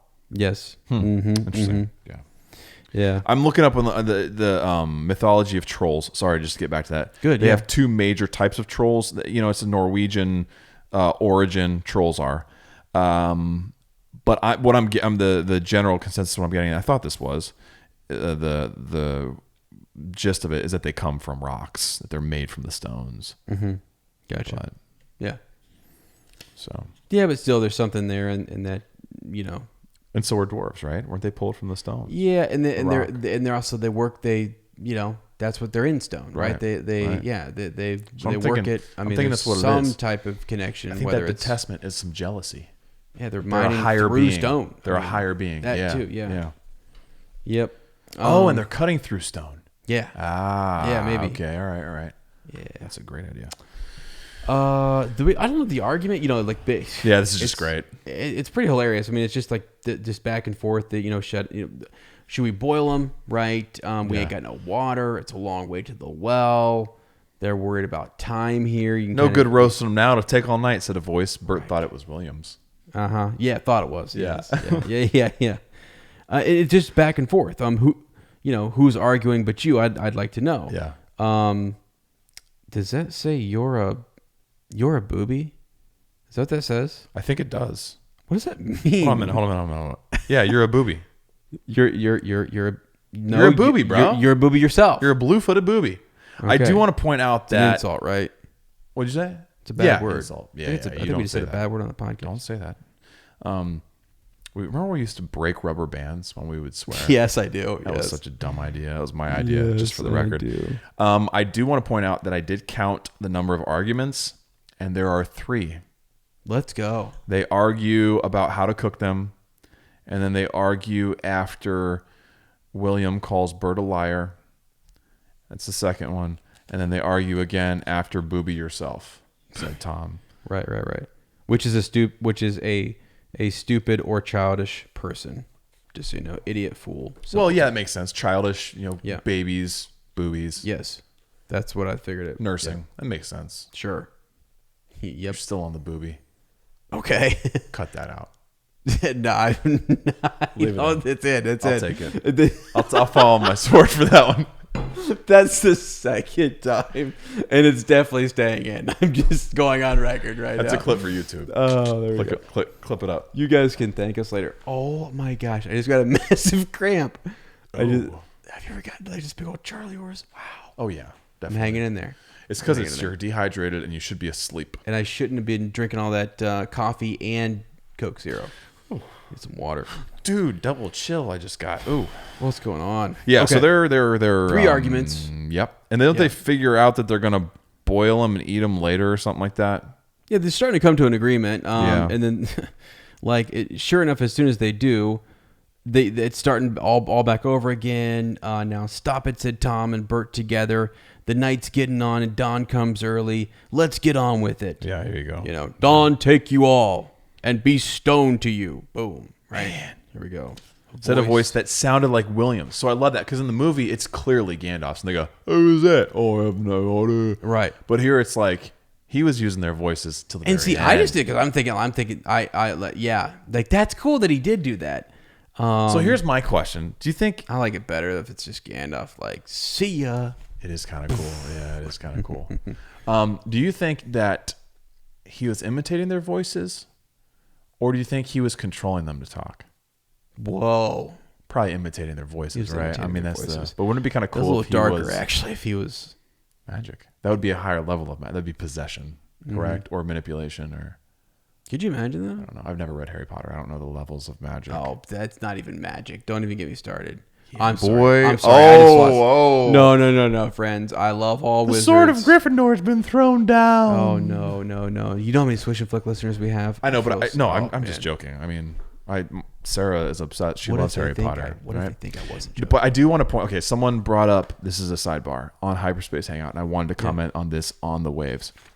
Yeah. About what weapon could stop a lightsaber, and you guys didn't didn't bring up Anduril. Yeah. Is there... Especially if you're fighting a Force ghost Luke. That's unreal. That is unreal. King of the Jedi dead? Yeah, I think so. And yeah. That's a good... What say you, baby? I actually did an illustration. I don't think I've shown you this. I did an illustration where it's Force ghost Luke swinging at Aragorn, and he's just blocking him, baby. Maybe we'll have to you finish should that. finish that because that would it. actually be legit, and that would Put it on a t-shirt. Really kind of cool for people to be like, wow, never. Because it settles the ultimate battle of like, well, what could stop a lightsaber? Bro, come on. Dude, Anduril stops everything. No, that was good. Yeah, that was our Maybe, sort of Gryffindor question. That someone's going to say, no, like, Lane, you don't know enough about Anduril. And I'm going to say, yeah, you're right. It's just a cool sword. So, I mean... Yeah, I don't have to know everything about it. I can imagine. Also, who says it can't? I don't really know. You know what I mean? Well, if you read Tolkien's letter to Grand Moff Tarkin, he did say... He told him... Thou shalt not steal. He flat out said, look... My powers. There's a reason that sword was broken. Yeah. Oh. I'll just get Dunn got stepped on. That's true. Dunn got stepped on. All he did was step on it. At least in the films. Yeah, but... Peter Jackson, are you lying to us? Oh, my gosh. Yeah. So, this is it, man. They turned to stone. Yep. Right? William never spoke before he stood to turn. When he stands to turn, right? He turned to stone as he stooped over. Bert and Tom were stuck like rocks as they looked at him, and there they stand to this day, which is nuts. Yeah. So, it's crazy, man. See, and this for trolls, as you probably know, referring to the mythology, must we do. be underground before dawn, or they go back to the stuff of the mountains that they are made of, and never move again. Mm-hmm. That is what happened to Bert and Tom and William. Yeah. Yeah, and then we get this big reveal of Gandalf, right? And Bilbo goes, "Oh, duh, it was his voice." Right. He's the one that kept them quarreling. That makes so much sense. Yeah. Now, and they're going to get on Bilbo a little bit too for what were you doing? Yeah. Right. Now was not the time to steal. Yeah. Well, I don't know who's telling the burglar though, like that this is or is it the time. Bro, that's what I'm saying. You know what I mean? Like he's the burglar, so I don't. And I think that lights a little fire in Bilbo as well. I don't know if Tolkien addresses it here, but that's him maybe thinking, all right, I'll show him. I'll show him who's the burglar. Right. Gandalf says, "Look, we're wasting our time talking about this, though." Yeah. fellas, there's a troll horde somewhere. Let's go. Let's go get this. Doesn't he even tell? No, that's later on. I'm sorry. Where he tells it's after the swords and talking about Rivendell, where Gandalf tells Bilbo not to interrupt. Oh yeah, this was interesting too. Check this out, right? Yeah. So this I thought was this is where I totally know that he's still making stuff up and he's still working through all of this creation because, and that being Tolkien, they get to the cave, and Gandalf tries various things to open it up, and he can't. Yeah. Like, why? You know. So and then do trolls also have words of command? I mean, I don't know. Yeah. So they searched about, and soon they found the marks of the troll boots. They followed the tracks. Hidden in the bushes, they came to a big door of stone leading to a cave. Yeah. They couldn't open it. They pushed. Gandalf tried various things, spells. Bilbo says, "Would this be any good?" And when they, I found it on the ground where the trolls had their fight. So like, that comes out of nowhere. Yeah. Right. Yeah. Do you think also maybe he's thinking, all right, not the time to steal, huh? I found this key. I'll just wait until you guys figure this out. Mm-hmm. Or get frustrated. Oh, did you guys get a key? That is, maybe it was the right time to steal. Mm-hmm, huh? Mm-hmm. Yeah. No, not a thank you. I think not it's an great. apology, I think right? That's it. Right? Yeah. I mean, yeah, it's our wizard can't get us in. Right. But I got us. It's also foreshadowing. Yes, it is. What happens later. Yeah. For the things that he finds. And the fact that he's got the eye for that kind of stuff. Actually, right? All the way to the very end of this thing. Getting into the secret door. Yes. It's all him. Yep. So, yeah. Goodness gracious. Lord have mercy. There are no edits on this episode. I just want that to be real clear. Barking spider. So it must have fallen out of his pocket very lucky before he had turned to stone. Yeah, because then they would not. Think about the ripple effect. How lucky. No sting. Think about wow. No Orcrist, no Glamdring. Never. That's super lucky. That's super lucky. Also, isn't this the treasure that no, am I getting too far ahead? It's a reread, right? Yeah. Isn't this the treasure that he ends up taking back to Bag End? Is from here, isn't it? Yeah, because he doesn't take anything home from Erebor because it's too much of a hassle, right? Yeah, and you know what's interesting about that key falling out? It has it happened to you? It reminds you of the ring later on doing things that are kind of like, So is it Bilbo himself that like his presence, this kind of magic responds to? Maybe or luck or what is it? Is it coincidence? Yeah, I just think that an object would, that happens to a key. And then later on, you see the ring do things. Yeah, sure. That you're like, wait a second. What? And the commonality is Bilbo's presence. Yeah. Yes. Anyways, so let's get in here and figure out what we found. Wait, right? Let's really unpack that. Let's take a deep dive. People are like, guys, talk about the clothes. Talk about the hangings. Not doing bad on time, to be honest. Talk about the hangings on the wall, all that good stuff, and which we will. Because here we are. Yeah, they go in. This is where they find the swords. They find some of the loot, right? They find, and they kind of wonder, like, who also did these trolls steal this from? You know what I mean? What? Did I say a bad Absolutely. Word? Did I say a bad word? No, I was just staring at you to see if you would notice. Loot crate. Yeah, and it's the poor, unfortunate, victims. And you'd have to think, like, especially if these are elven swords, did they get a hold of some elves? Well, I think that's what they say, is that they elves. might have stole these from somebody who stole them from the elves too. That's true. Well, I think is because I thought, but we don't know. We don't know. It could be either. It could be either or. But the implication is, I guess, maybe that, especially when Gandalf talks about, what brought him back, looking ahead, and then talking to some of the elves. And how elves were telling them that a lot of people in the area had been scared away or killed by the trolls, and that they were sort of causing this panic in the area. In the what does he say? The entire county, or what? He uses a strange word. It just seems out of place. Mm-hmm. District. The district. Yeah, like what is this? A lake district or something? Like what? Yeah. But yeah, and that's it though. You're right. I mean, this is basically like Thorin asked the question, "Where did you go?" and stuff, and to look ahead, right? I think it's also really cool. Yeah, so they are able to salvage some of they get the swords, right? Did we talk about that? Yeah, they get swords. Yep, got the swords, the two longer ones and the smaller knife. for Bilbo. And then I love that there's just the poetic aspect that they got some food from the troll horde and they cooked a late breakfast instead of being cooked. Yeah. That same fire that they were going to be roasted over, they ate breakfast. I thought about how interesting okay, here you go. Why don't you blow something up that doesn't need to be blown up? I'm going to, okay? I just think like a fire is constant, right? A fire doesn't care what it's used for, right? It is a thing. It's a natural occurrence, sort of, I guess. I don't know. So a fire has no opinion how it's used one way or the other. And from our perspective, the good guys won. And the good guys are kind of, you know what? You thought you were going to cook us? We're cooking your food. Right. You know, like that kind of a thing. But the fire would have gone on doing its thing no matter who it cooked. That's true. Yeah. Isn't that deep? Yeah. Be like fire, my friend. Well, it's Bruce Lee. There's Be like water. I mean, Gandalf also looks back and sees the fire. It's what brought him back. How dare you? Okay. How dare you make that even deeper, Ezra? I mean, he also... People are getting upset right now. There's secret fire, right? And there's people who... It's in here. Ow. You okay? The pectorals all right? So sore. Yeah. So I don't know. Any other big thoughts? Just so that's pretty much the end of that chapter. No, I loved this chapter. Yeah. I loved how, at the end there, Bilbo gets shushed by Gandalf. Yeah. Yeah, he says, Rivendell, and how this is a moment. I think this is a deep moment, right? He says, Rivendell, what's that? And how just the irony there that his life's never going to be the same again.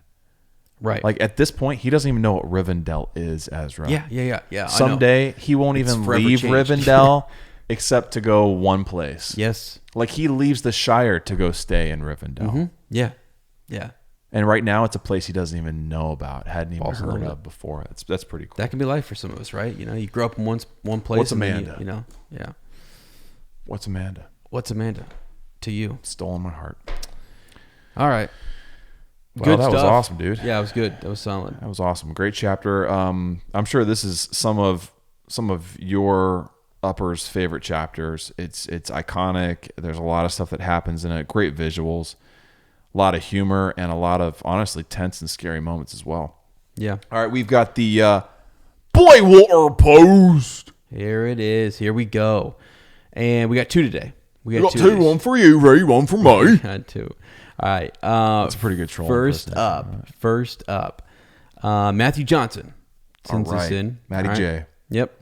Hey, gents. Greetings from the lonely mountain of America. Wow. Pikes Peak in Colorado Springs. Holy cow.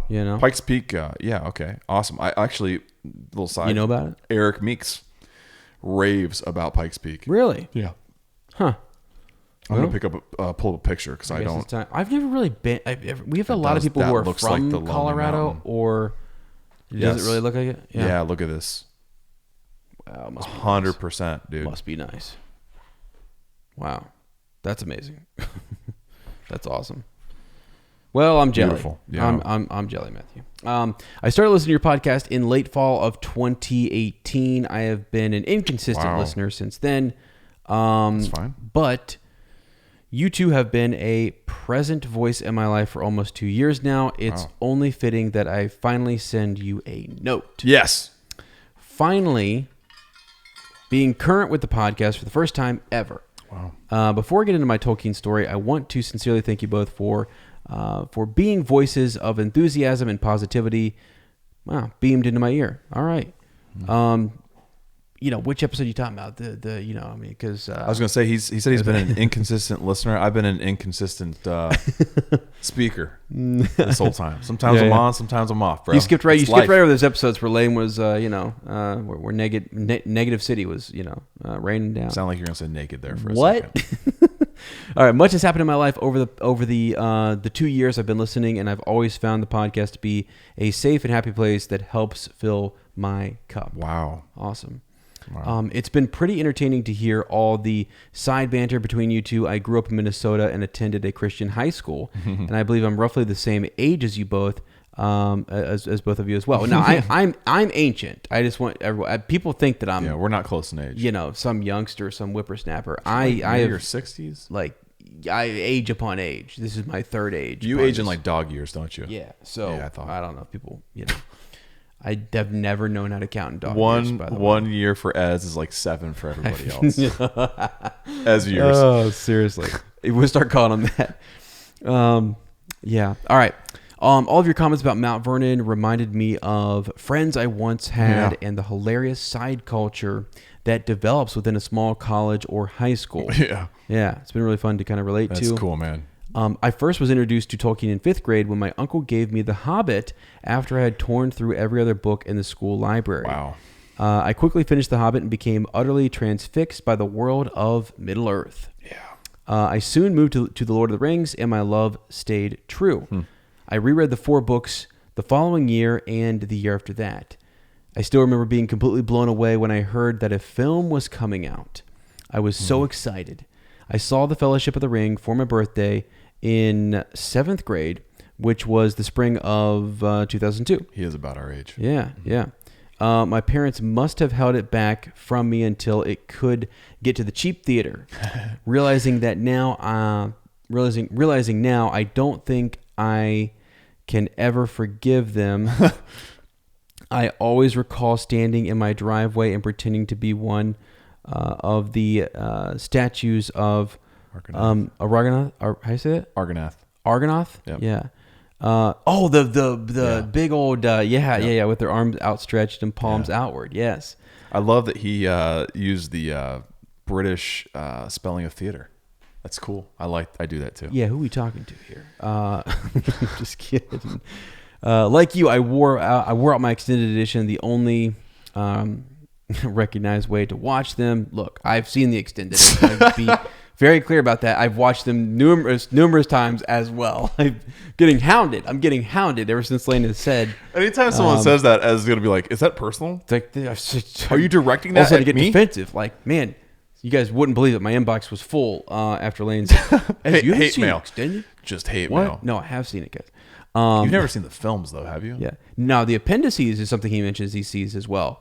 And that's something you've been, I got into just a couple years back when we were kind of getting back into this. I mean, you've seen all of it, right? Yeah. Then, of course, watching the midnight showing of the subsequent films, I must admit that The Fellowship has never been topped. Yes. And I nearly quote the whole film. Yes. Yeah. Bravo. Yes. Amen. Yeah. That's totally true. Since then, my interest in Lord of the Rings has waxed and waned, but my love has never left. I constantly return to it as a comfort during times of strife. I love how he said that. My interest has waxed and waned, but my love has never left. Yeah. Yes. Yeah. How true. Yeah. Yeah. That happened. That actually 100% it does. Yeah. For different interests fandoms fluctuate all the time. Yeah. For me, all the time. You know. So my last reread occurred during a period where my first daughter was born. I was working full-time, attending graduate school for engineering. Wow. And studying for an 8-hour professional licensure exam. Holy smokes. Yeah, that stuff's nuts. We used to proctor those. Wow. Have I told you about that? I don't know. Yeah. That sounds terrible. Yeah. Miserable.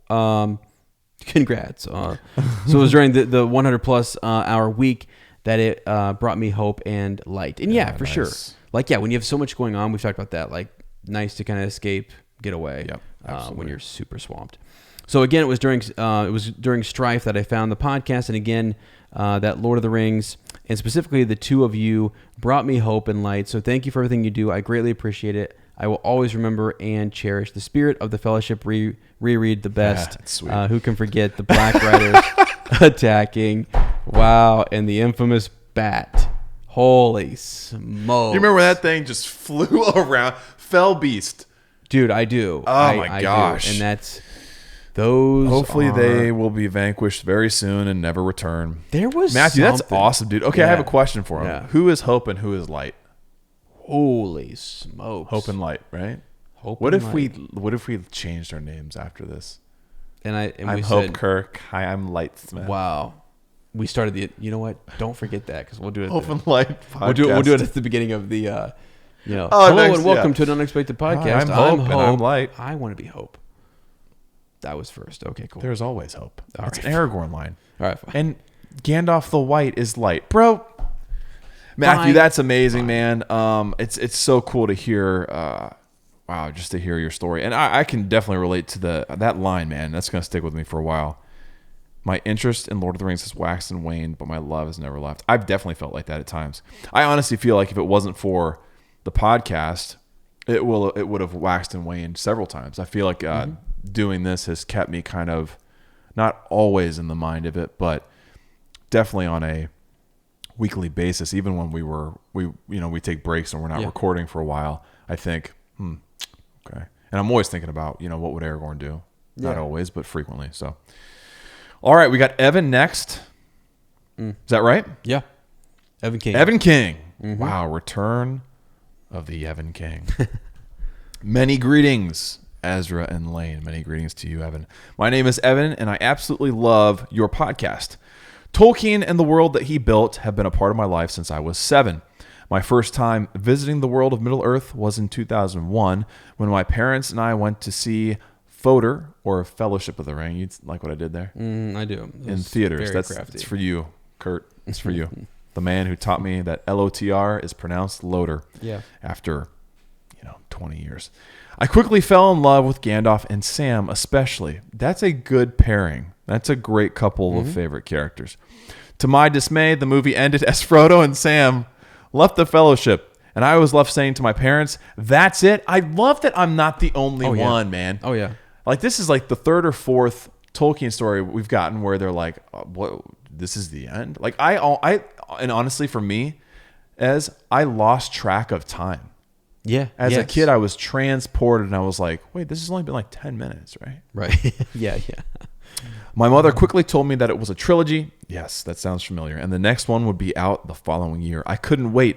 I tried to read the books, but as a 7-year-old, holy cow.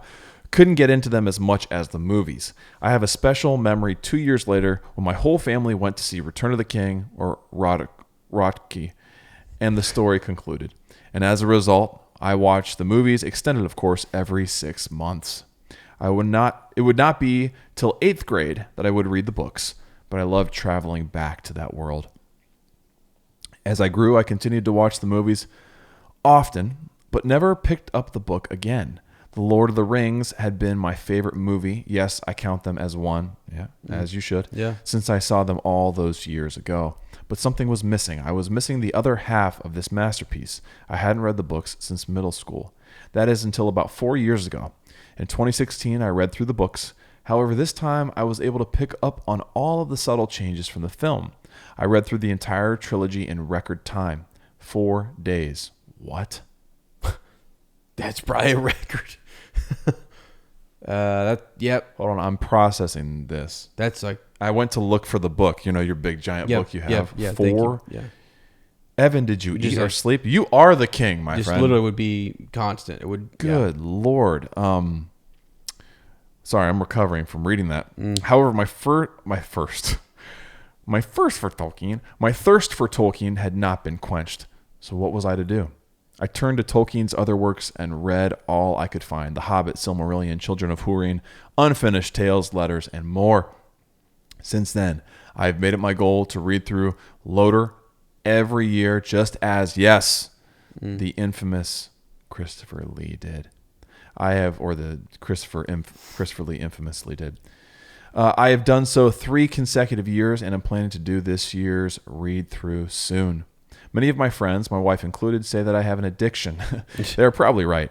My Tolkien collection has grown to over 30 books. Let's go. As is he rivaling you there? Let's go. Oh, yeah, I think he's got me beat. Including multiple editions of Loader, The Hobbit, The Tales of the First Age, Histories, and more, as well as 20-ish Funko Pop figures. Yes. That's awesome.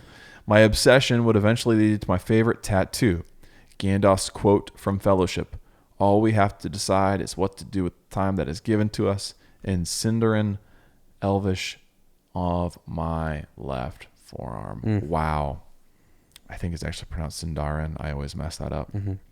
I am so thankful for you, not only as another outlet for one of my passions, but also the friendship that you share and bring to your podcasts. I am a very new upper and finished episode 26 today. I am also proud to support you guys on Patreon. Well, Evan, we really appreciate your support. Yes, that's where I've seen his name. Yeah. Yes.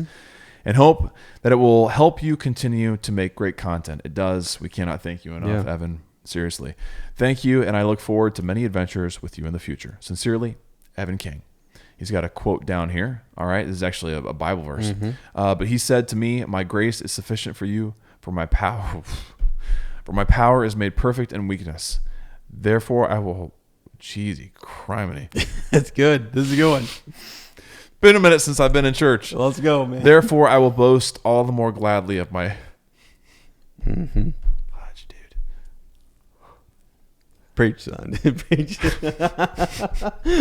This actually is really what I saw. I read. Cuts this. like a sword, my friend. It's Therefore, I will boast all the more gladly in my weaknesses, so that the power of Christ may rest upon me. 2 Corinthians 12:9. Oh, all right. Wow. Well, Evan, thank you very much. You can join the list of individuals who've made me cry in public, which whatever, you know. That is one of the best. Honestly, I can't help it when this happens, man. We read these stories. I know, man. I know. It's unbelievable. Well, you were just talking, actually. So as I was reading ahead, actually, and I saw that he had put that in there, and I thought that actually fits in what you were talking about with earlier, you know. And I was I told you, I was like, I'm going to be honest, because we were going to record both, and I was like, I'm not feeling totally great. Right. I know. Like, I'm not feeling like myself. Sarah's not either. So that's like, I'm even like lower on strength level. If you're looking, if I was a video game character, I'm like at half health. And so, yeah, but I was like, I almost thought, I'll just say I'm fine, and all. But yeah, we do have riddles, my friend. Yeah, riddles. Yeah, riddles in the dark. All right. And last episode you saw, we were definitely in the dark. We had a follow up from Kayla. So Kayla gave us those. Dang it, what were they called? The fancy Jane Austen age. The syllables. Yeah. Yes. Yeah. Probably a word I wouldn't even know how to say. I know. So she said, you used my riddles. What a thrill. You're right. They are bonkers in a delightful way. And you totally would have gotten the ring from me. You were so close on all of them. I would have just kept encouraging you to keep going. Yes, I think that would have definitely helped us, Kayla. Yeah. I'm not nearly as fastidious as Gollum. Yes, thankfully she wouldn't probably try to eat us or anything. Enjoyed the episode, Kayla. So Kayla, we appreciate that. If you have riddles, we need your help. Yeah. We have enough for like the next 3 or 4 episodes. Otherwise, we're gonna have to look up riddles and ask each other, which also might be kind of entertaining. Yeah. But if you have cracking riddles out there like that you're ready to get to us, please send them our way. We're ready for them. This week's riddles come from Rachel Stenson. Okay, Rachel, here we go. She said, so the riddle segment sounds like a fun addition to the podcast. Here are 3. Take your pick. Well, we pick all 3. Rachel, okay. All right, here we go. I thought there was only the last one has a hint. I thought they all had hints. Oh gosh. All right, we're done. Here's the first one. We're cooked. You throw away the outside and cook the inside. Then you eat the outside and throw away the inside. What did you eat? I feel like I've heard this one before. I'm going to say an egg. But throw away the outside and cook the inside. Okay, throw away the shell, then you cook the inside. Then you eat the outside, throw away the inside. Throw the yolk. I don't know. That's me. You don't eat the yolk, do you? Toss that bad boy out. So for me, Rachel, in Ezra's reality, hard-boiled it's an egg. Fits. Throw away the outside and cook the inside. Pumpkin seeds? Then you eat the outside and throw away the inside. Maybe. What did you eat? What did I eat? Throw away the outside. Like cheesy cow. And cook the inside. It's mutton, right? The whole theme is mutton. Yeah, it's mutton. Ain't mutton wrong with you. Ain't mutton wrong with you. It's not mutton. No. Throw away the outside and cook the inside. Yeah, you throw away. And then you eat the outside. I don't know why I always repeat these. It like helps me kind of work through it, I think. You take the outer layer off, but then you only eat the layer that's there, but you cook the other that was on the inside. You cooked it all. Wait, hold on a minute. Hold on. You throw away the outside. You cook the inside. But then from that inside, you eat the outside and throw away the inside. What the crap, dude? Is it like a bagel or something? Man, what is that? It's an egg throw or away. it's... So I got to think about things that... Do you know? Are you trying to figure this out? It's an egg. It is not an egg. That's your final answer? An egg? Yeah, it's an egg. If it's an egg, I'm going to be so mad. I know. I'll quit. I'll quit the riddles. It's not. I'm sure it's not an egg, but I mean, I don't inside. think of something. I mean, I eat the outside. Stromboli? No, I mean, throw away the inside. So is it something that has like a pit or a seed? that's what I said. I said pumpkin. You know, you roast up those pumpkin seeds, but you don't cook. You know, but you don't want to throw away the outside. Well, I mean, I guess you do. Dang now, I'm thinking of like fruits, avocados. Okay. I don't know. You don't cook it though. Dang it, that would be perfect if you cooked avocado, because you take away the skin. I'm looking. You eat the inside, but you throw away the inside of that. That would work, man. Something with layers. Something with layers. I got nothing. I got eggs. I got eggs. You know. See, the only thing that stinks about this is it takes a lot of time. You know. I know that's what like. That's. Do you think anyone enjoys listening to us just struggle? Probably. Well, I don't know. Honestly, probably. That's what I was gonna say to Kayla. Is like if we had more time just to sit here and just ponder it out. If I could take out the word cook, I would say avocado. Dadgummit, dude. What's the answer? I feel like I'm close. I feel like we're really close on this, though.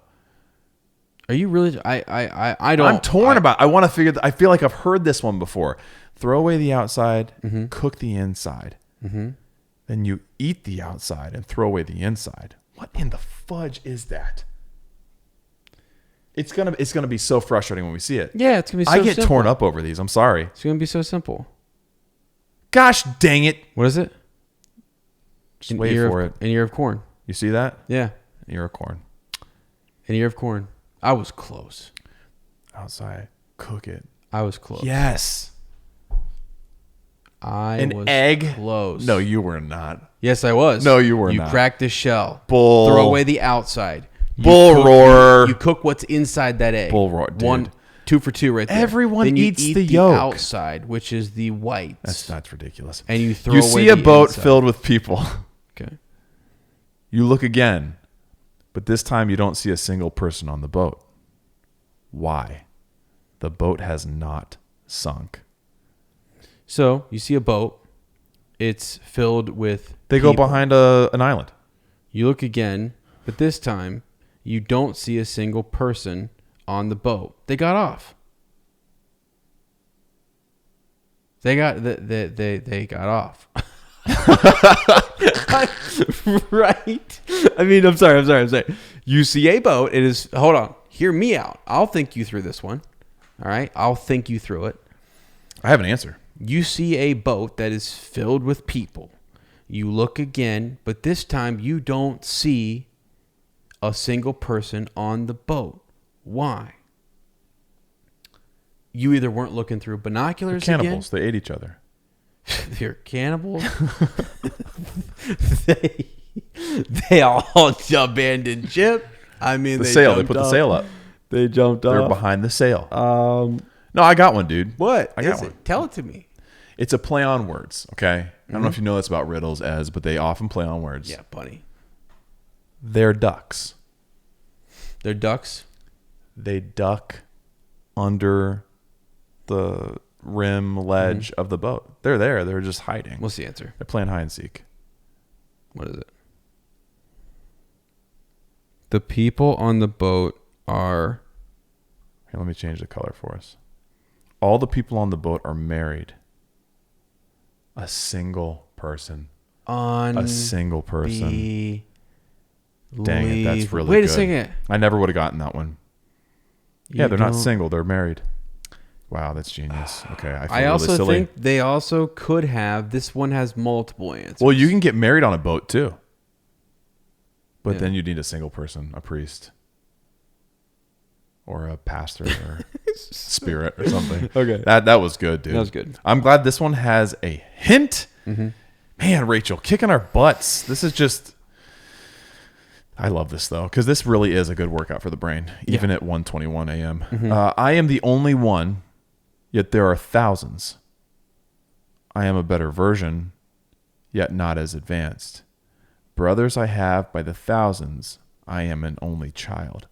I am the same as my father, as he is the same as me. Wingless flight, loyal bot, searching for rewards. Who am I? Can I say something that's just super The answer is messed up? found in a popular fandom. I'm screwed. I am such a dirt. Like, my mind, I don't know. I'm so sorry. Oh, great. What did you think? No, I can't say it. I am the only one, yet there are thousands. I am a better version, yet not as advanced. What, dude? Brothers I have by the thousands. I'm sorry, dude. I am Brother, an only child. when I read "Brothers I Have by the Thousands," or "I am a better version, yet not as advanced," I am the only one, yet there are thousands. I just thought of sperm. I don't know why. Oh my gosh. I'm flat. That's what I thought. Hold on. Could that be true? No, it's not even close. A wingless flight? I don't know, man. It was like Swimming is a wingless flight. you know, Bro, I think searching for sperm. reward for reward. I can't even talk. Loyalty bot, right? Absolutely. Oh my Searching for gosh. rewards. I want to be a person. Who am I, dude? I'm I think an only child. I mean, I don't know, man. but brothers I have by the thousands. But I'm a better version, yet not. Dude, it is sperm. No, it's not. There's no way. Yes, it There's is. no way. Listen to this rationale. I am the only one, yet there are thousands. Right? It's a tiny little. Should we talk about this? This is biology, right? Yeah, no, it's totally biology. There's one little tiny one, right? But there's multitude. Yeah. I'm a better version of my father. I'm a better version, right? Yet not as advanced. So we all like to think our children are better than us, but not yet. This hasn't met an egg. Yeah. Brothers I have by the thousands. I am an only child. I'm not going to have these brothers aren't going to survive. It's just going to be me. Yeah. If I make it, I am the same as my father, as he is the same as me. We're human beings here. I'm telling you, man. I don't know. Wingless flight, dude. You nailed this. This is sperm. Now, But it how says it's a the popular answer- fandom? I don't Well, know. sperm is a part of every fandom if you think about it, Hit the because we're all answer. people. What is this? I'm going with sperm What too. is it? There's no way. There's literally no way. Oh my gosh, do you see that? You of all people should have gotten that. No. You of all people should have gotten that. I am literally Boba Fett. I'm just laughing because we are so I took Wait, he was a clone though. he was a clone, wasn't he? Bro, He was a clone. We got layers here, people. I couldn't unsee the sperm. Once you said it, I could. Here's a clip for YouTube, bro. Oh my gosh, this is crazy. Riddles. I could not unsee the sperm. Is it also symbolic that his name was whited out? I can't, dude. I can't, man. I can't. I really can't. You know what though? I mean, straight up, I don't feel like I have to. You know what? You know what made me think of this? That's deep. You know what made me think? I said this last year. My job, one part to my job is I have to read tests out loud to students. And like, I read that health test, and I swear to you, it is unreal. The human reproductive system. We just start off with a bang in high school. That's what we start with. Start off with a bang. Golly, Couldn't you have put sorry. that I didn't think. in different terms? Oh boy, It was clever though. Wow. Okay. Well, you're gonna tell our uppers, our friends, how they can share the load, but I'm also gonna again say, wow, Rachel, thank you for those riddles. Those were incredible. Yeah. Kayla, amazing opening, and Rachel just continuing on the greatness. But help share the load by sending us riddles. Okay, you've seen us struggle. You've seen us come up with see ridiculous things that aren't responses. there, like the sperm. Not even that. And hopefully it's an entertaining bit for you. It's fun for us. I feel like it's a cool little news segment to take the place of Strawberries with Cream. Yeah, no, it's fun. It's cool. Cream. It's just like, wow. Please clip this up and put it It's somewhere. late. Clip it up. Oh, stop. It's going to be me in a couple of years, man.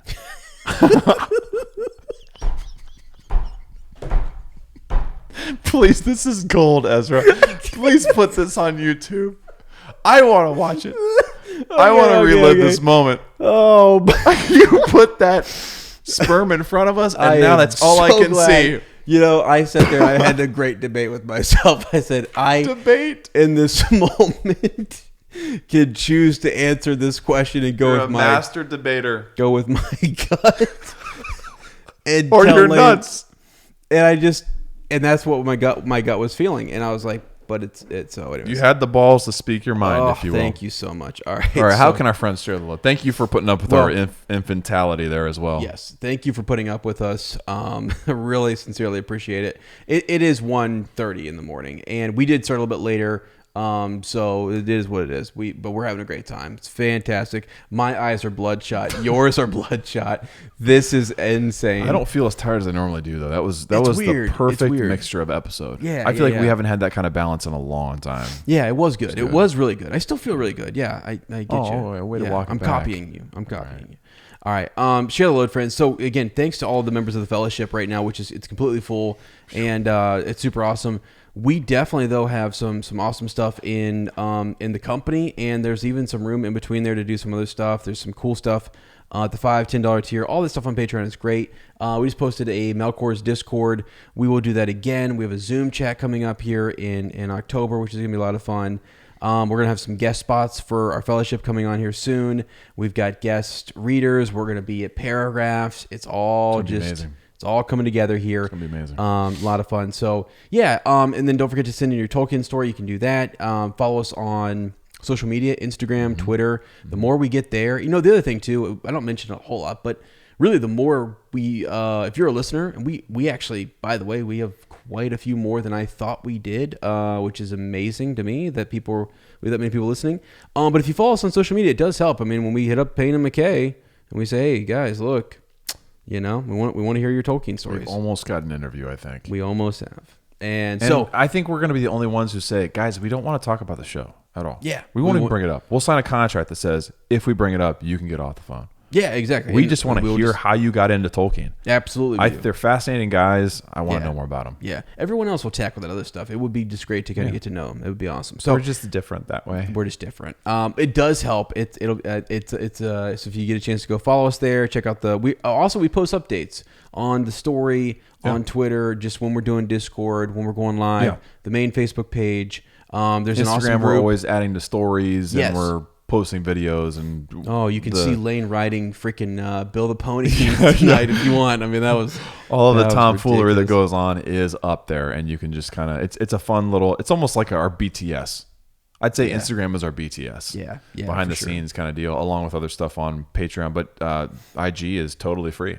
Yeah, you don't have to pay anything. Absolutely. You just get in there. Tons of fun stuff, and you can. There's stuff that's only there as well. Yeah, absolutely. Yeah. Oh, we've even had some Tolkien stories coming in on Instagram. Have we? Yeah, through messages. I know some people going clear back to the beginning. Sorry to cut you off. Like with Facebook, people. So if you did send in your Tolkien story, we've said this before on Instagram, or feel free to just copy and paste that, send it to the email.